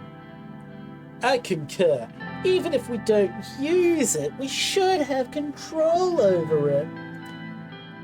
You are both aware of my certain expertise with public opinion swaying. I will make sure the media is on our side. 2 knocks were heard at the door. Might as well do that. It's the easiest sound effect to do.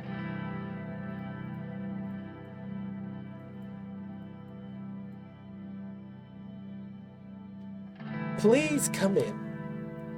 Livia Suno, my new secretary, entered the office. Her dark curls bounced as she crossed the room to my desk. She spoke with a slight lilt in her voice.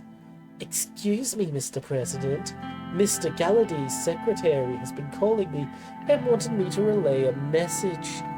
Marcel Caronti, the new CEO for HOS Conglomerate, is on the line for Mr. Gallady. Well, the ball's in our court now. Would you like to talk to him, sir, or would you like me to?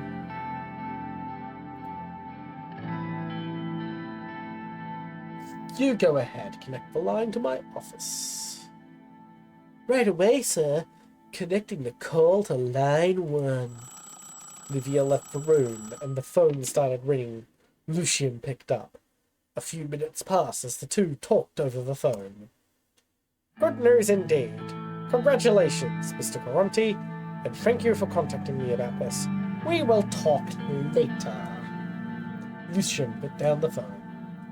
Well, what was so important that it couldn't wait? He was just elected CEO by the board of directors. He offered a partnership and deal regarding his media branch. He is inviting us to his resort near Conriat for a meeting. The board has decided rather quickly. It seems they gave him the confidence to approach us again. He's going to offer a real deal, and now has the power of a conglomerate to do so. The choice is up to you, Mr. President. I can set up the meeting soon.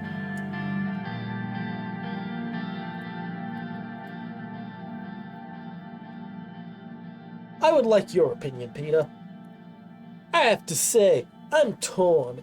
If he has become the new CEO, but he has enormous influence now. On the other hand, do we want to privately meet with someone we don't fully know? That's basically all politics, my dude. That's literally what we do every day when we meet with world leaders. Lucy, the meeting would help us figure him out. We could still say no to whatever he offers.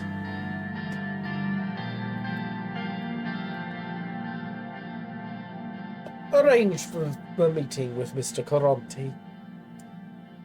I'll set things up right away. Expect a worthwhile meeting next month. It's settled then. Looking forward to next month. I wonder if he has a pool. Really? That's what you're wondering? You're wondering if the richest man in the country has a fucking... Of course he has a fucking pool! He probably has a private fucking beach! You fucking moron! Seriously, I like Peter as a character, but he is such a fucking moron. He is only there to be my yes man. Lucian looked down at his watch. It appears we're done for today. We will continue where we left off later. Thank you for your time.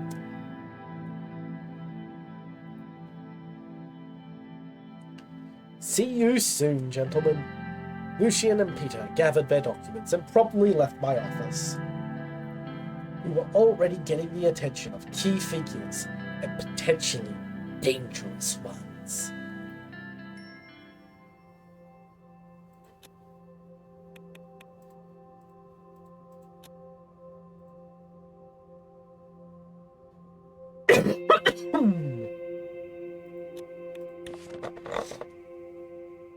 Ribery, with its rich historical sites, unique culture, and natural beauty, has untapped tourism potential. However, the city lacks necessary infrastructure and promotional activities to become a fully fledged tourist destination. Local officials are actively seeking further support to develop Ribery's tourism sector. Any strategic plan for Ribery's development will require focus on infrastructure and the promotion of its attractions. Boosting tourism could significantly enhance the city's economy and create numerous job opportunities. Party Committee Report. The Reform Committee reports that any potential change to the Constitution that will result in the expansion of executive powers will likely result in strong opposition from the People's Freedom and Justice Party. However, Karasuno Kibna of the National Front Party seem to be interested in working together with the committee. The members of the Assembly, in support of such direction, currently seem low, but possibly make up a huge majority of the Grand National Assembly.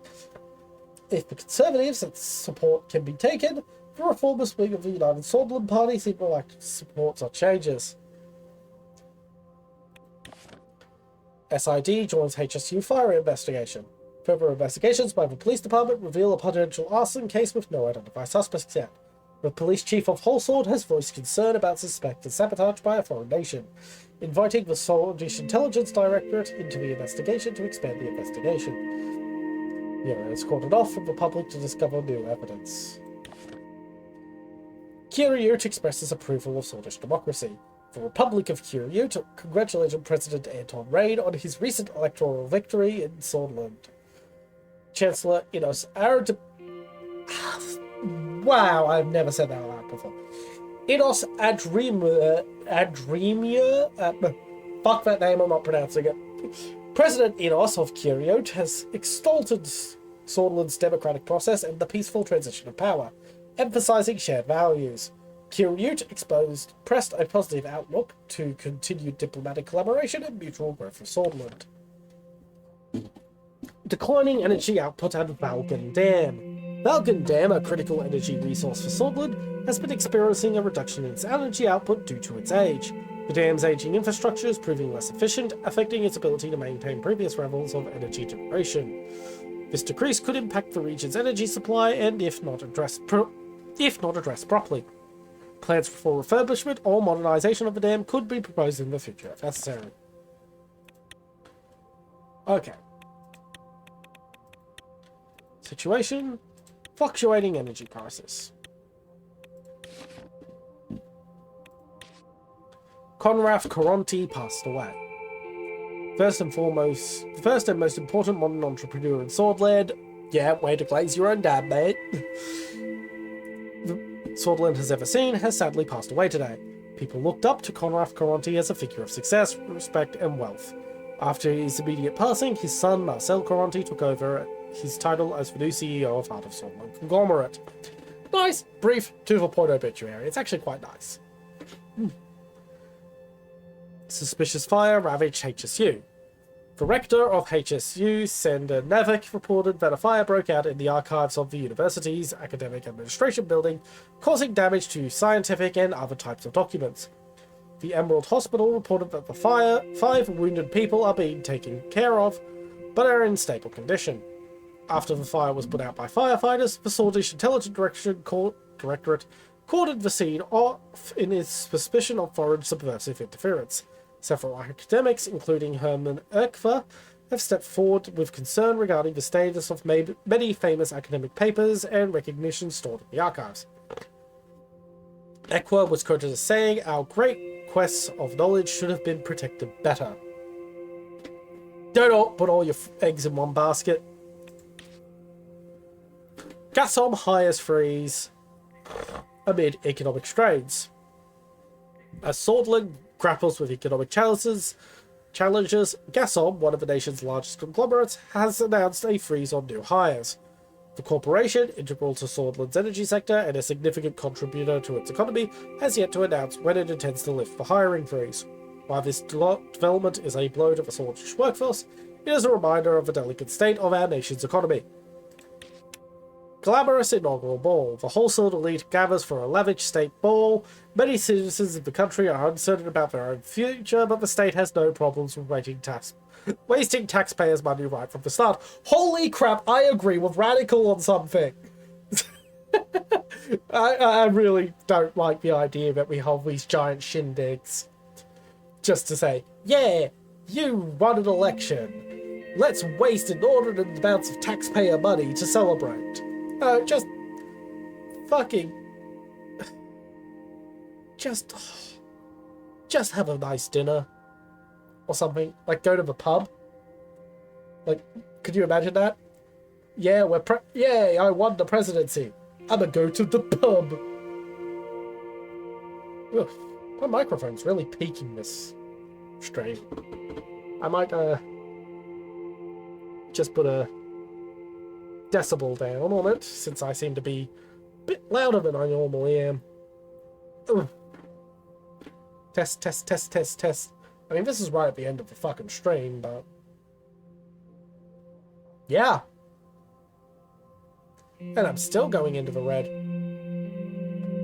Well, we'll see how our compressor works. We demand that these traditions of a wasteful nature will become a thing of the past once the president settles in. The team here at Radical will continue commie bullshit.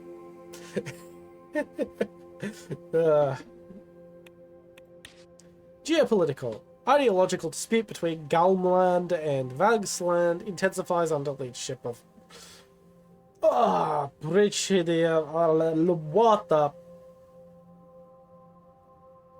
I am not pronouncing that fucking name. Her name is Boris from now on.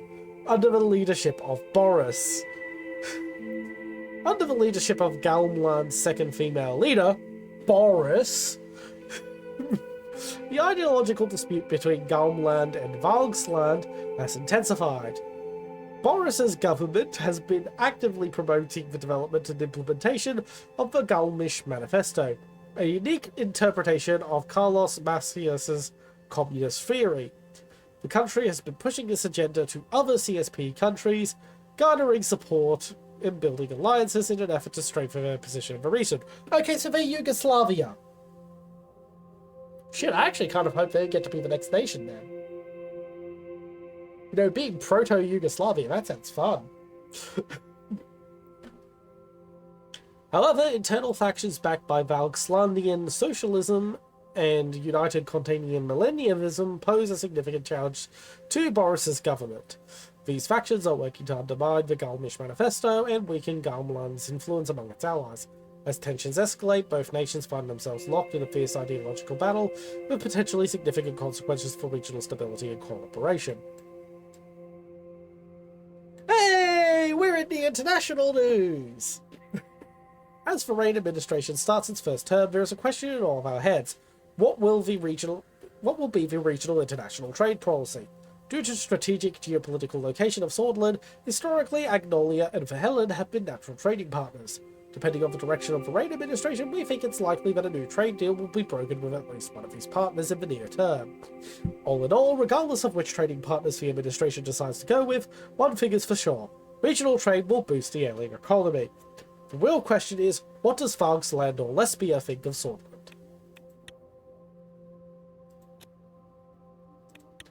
Invest in megastructure.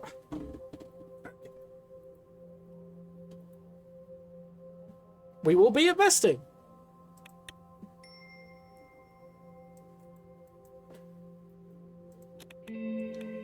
Campaign finance bill. Grandeur Assembly al Altmer der Swordland. Electoral Campaign Finance Bill. Section 1 of this bill stipulates a significant change in the methodology of public funds allocation to political parties. The new measure replaces the previous system based on the number of votes won in the general election with a system reliant on the proportion of seats secured by a political party in the Assembly. Section 2 sets the annual financial allocation to political parties at 500,000 Swordish Ren per member of the Assembly. This shift ensures that financial support from public funds aligns more closely with the party's representative influence within the legislative body. Section 3, a consequential effect of these amendments will effectively lead to substantial increase of the electoral budget for the USP and minor augmentation for other parties already in the Assembly. This restructuring of funding fosters a more proportional representation of party presence within the Assembly. Section 4 highlights an important consequence of this reallocation. Parties that do not meet the 10% election threshold see their public funding effectively curtailed. This measure ensures that public resources are concentrated towards parties with significant representation in the Assembly.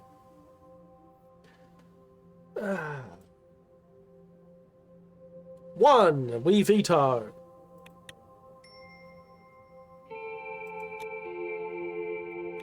Discussion of potential infrastructure projects. Oh, wait. President vetoes bill. Campaign finance bill has been vetoed by President Rain after its approval from the Grand National Assembly by a majority vote on Friday following a 3-hour debate. Thren's Rector, who also objected to the funding package, says it contained too much unfairness in the allocation budget and also sought to delay proceedings by demanding a formal recorded vote, but was overruled. The bill passed in the Assembly but failed to become law by President Rain's decision. Unfair Campaign Finance Bill crushed. A new bill that further expands on the unfairness of our electoral system has been approved by the Grand National Assembly and was later vetoed by President Rain. Rain deserves credit for crushing the undemocratic proposal even though it came from his own party and would have benefited him. The bill sought to change the rules of eligibility for public funds that are reserved for every political party in Swordland. It eliminates every party from eligibility to the funds apart from the three that are currently in the Assembly. The insane proposal would have resulted in the governing United Swordland Party's share from the funds to double. Luckily, President Rain shows that he can go against the will of his own party when it needs to be done. Yeah. Return to conversation. The view towards the Marquian Sea from Lockhaven was nothing short of exquisite. The seaside state residence, fittingly named the Blue Mansion, was large, fine, and accommodating. But enjoying the luxury mansion wasn't the main reason of our visit. We gathered the economic team here to discuss the new infrastructure investment project. Half an hour had already passed since the start of the meeting. Unfortunately, I did not even have the chance to have my usual afternoon coffee. Bleh, hate coffee. Awful stuff. Energy drink all the way. Looking at the views from the windows, I let my mind drift for a couple of seconds. Simon's voice brought me back to the ongoing discussion. Mr. President, we need to focus on boosting the economy as quickly as possible. One of the fastest ways to achieve this is through infrastructure projects.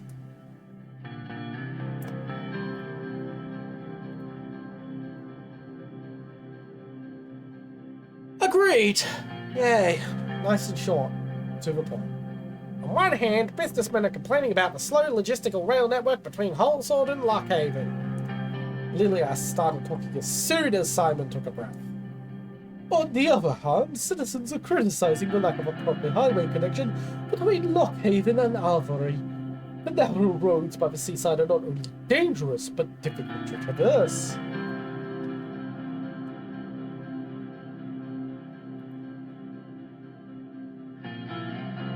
We need to hear the calls of our businesses in these days of recession. Fuck.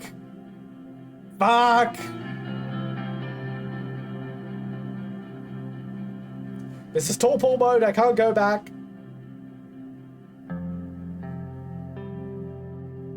I knew that was going to happen eventually. Well, we're stuck with this now, so yeah. Clearly,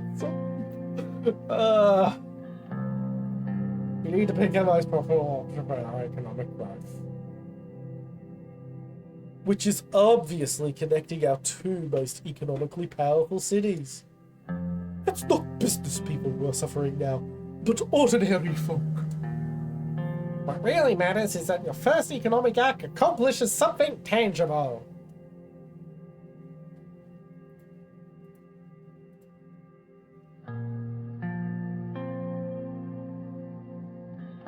We must prove our capabilities. The people must know that this administration can get things done.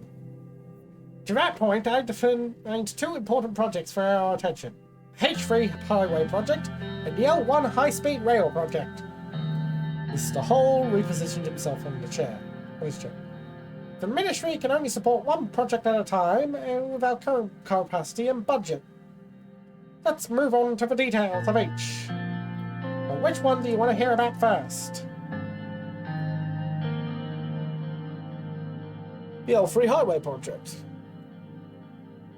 H3 Highway Project. The H3 project aims to improve the investment state of the road network in the Agland region, bordering Agnolia. This area is home to several million Agno-Sordish and Sordish citizens who currently feel neglected. There are no proper highway connections to and from Agland. The mayor of Albury, Eric Neal, has been asking for a bigger budget to develop regional infrastructure. He told us that even trucks are having a hard time travelling through the main roads. The increased traffic is causing trouble for people commuting in and out of the region.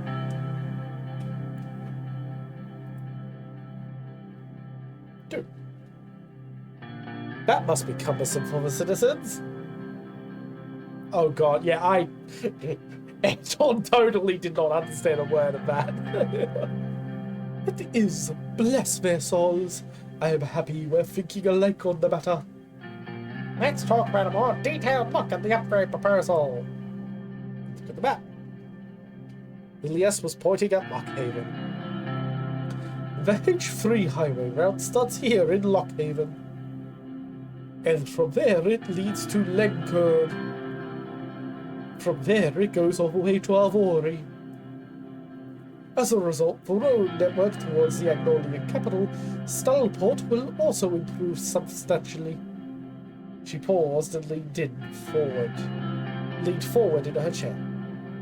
As mayor, I saw the central government continuously neglect our country's Agno-Sordish dominated regions. Is this administration going to continue that negligence? Let's see what the dice say.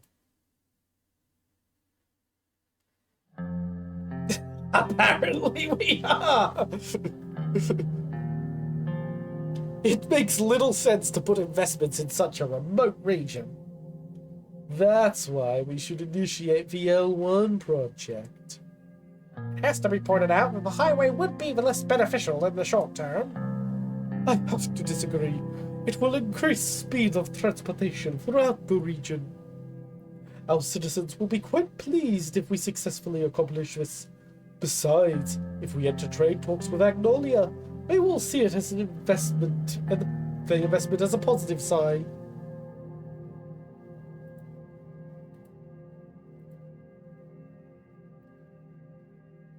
Very interesting, but I still want to hear about the railway project. Your predecessor, Alfonso, failed to deliver on this campaign promise, but now we have the opportunity to start construction of a groundbreaking railway project. As you know, our current trains cannot meet the standards of today, as many other countries adopt new electric engine technology to power up their trains. We are falling behind. News about the new electric trains in United Contana has piqued our businesses' interest. They too want to transport resources and materials from Holsworth to Lockhaven with great speed and efficiency. 4 options? 4 options. Agreed. The superpowers have led the way with their high-tech quality technology. We've gotta keep up. Wrong spacebar. Only technological advancement will give us an edge in the international arena. Our plan is to upgrade the old L1 line from Holsworth to Lockhaven. It will transform it into a high-speed railway. The map. Gus was pointing at Holsworth, while Simon was looking attentively. The planned construction starts right here at the capital. From there, it will go to Anrica first, and then connect to Gelsord, after which it will reach Lockhaven, our economic powerhouse. He leaned forward. The L1 will significantly boost the economies of the newly linked cities and even the rural areas in between. Lockhaven is our primary port, so the goods unloaded there will be transported to Holsworth much faster. Wait, I've completely fucked up Gus's voice.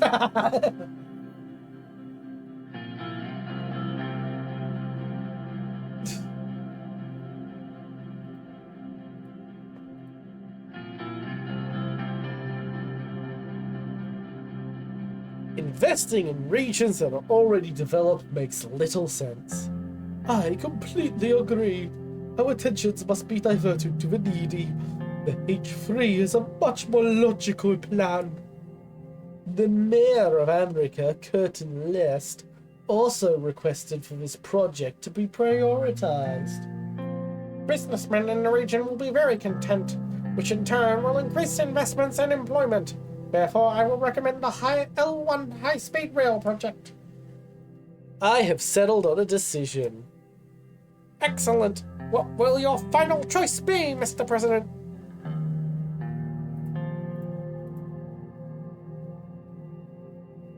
I have decided on the L1 high-speed rail project to improve the connection between our most productive cities. That's the right choice, Mr. President. The negotiations will begin in the middle of this year. You'll be able to award the contract to a corporation of your choice. The ministry estimates that the construction will begin completed in 2 years if every step going forward is executed successfully.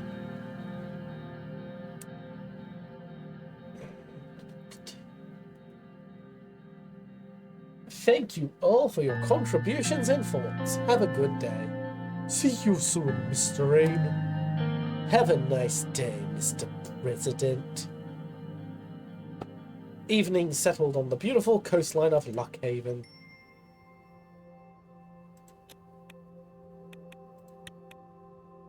Invest in Arcasian Company stocks. 3 options.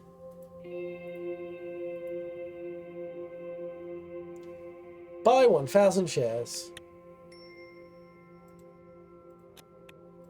And that is the inaugural ball, which means we will be calling it a stream for the night. To all 0 people who viewed the stream, thank you for coming. And also a thank you to the repeated approaches from this fucking annoying bot that keeps trying to scam me. And thank you to my moderator for actually moderating for a change. Okay, so, goodbye.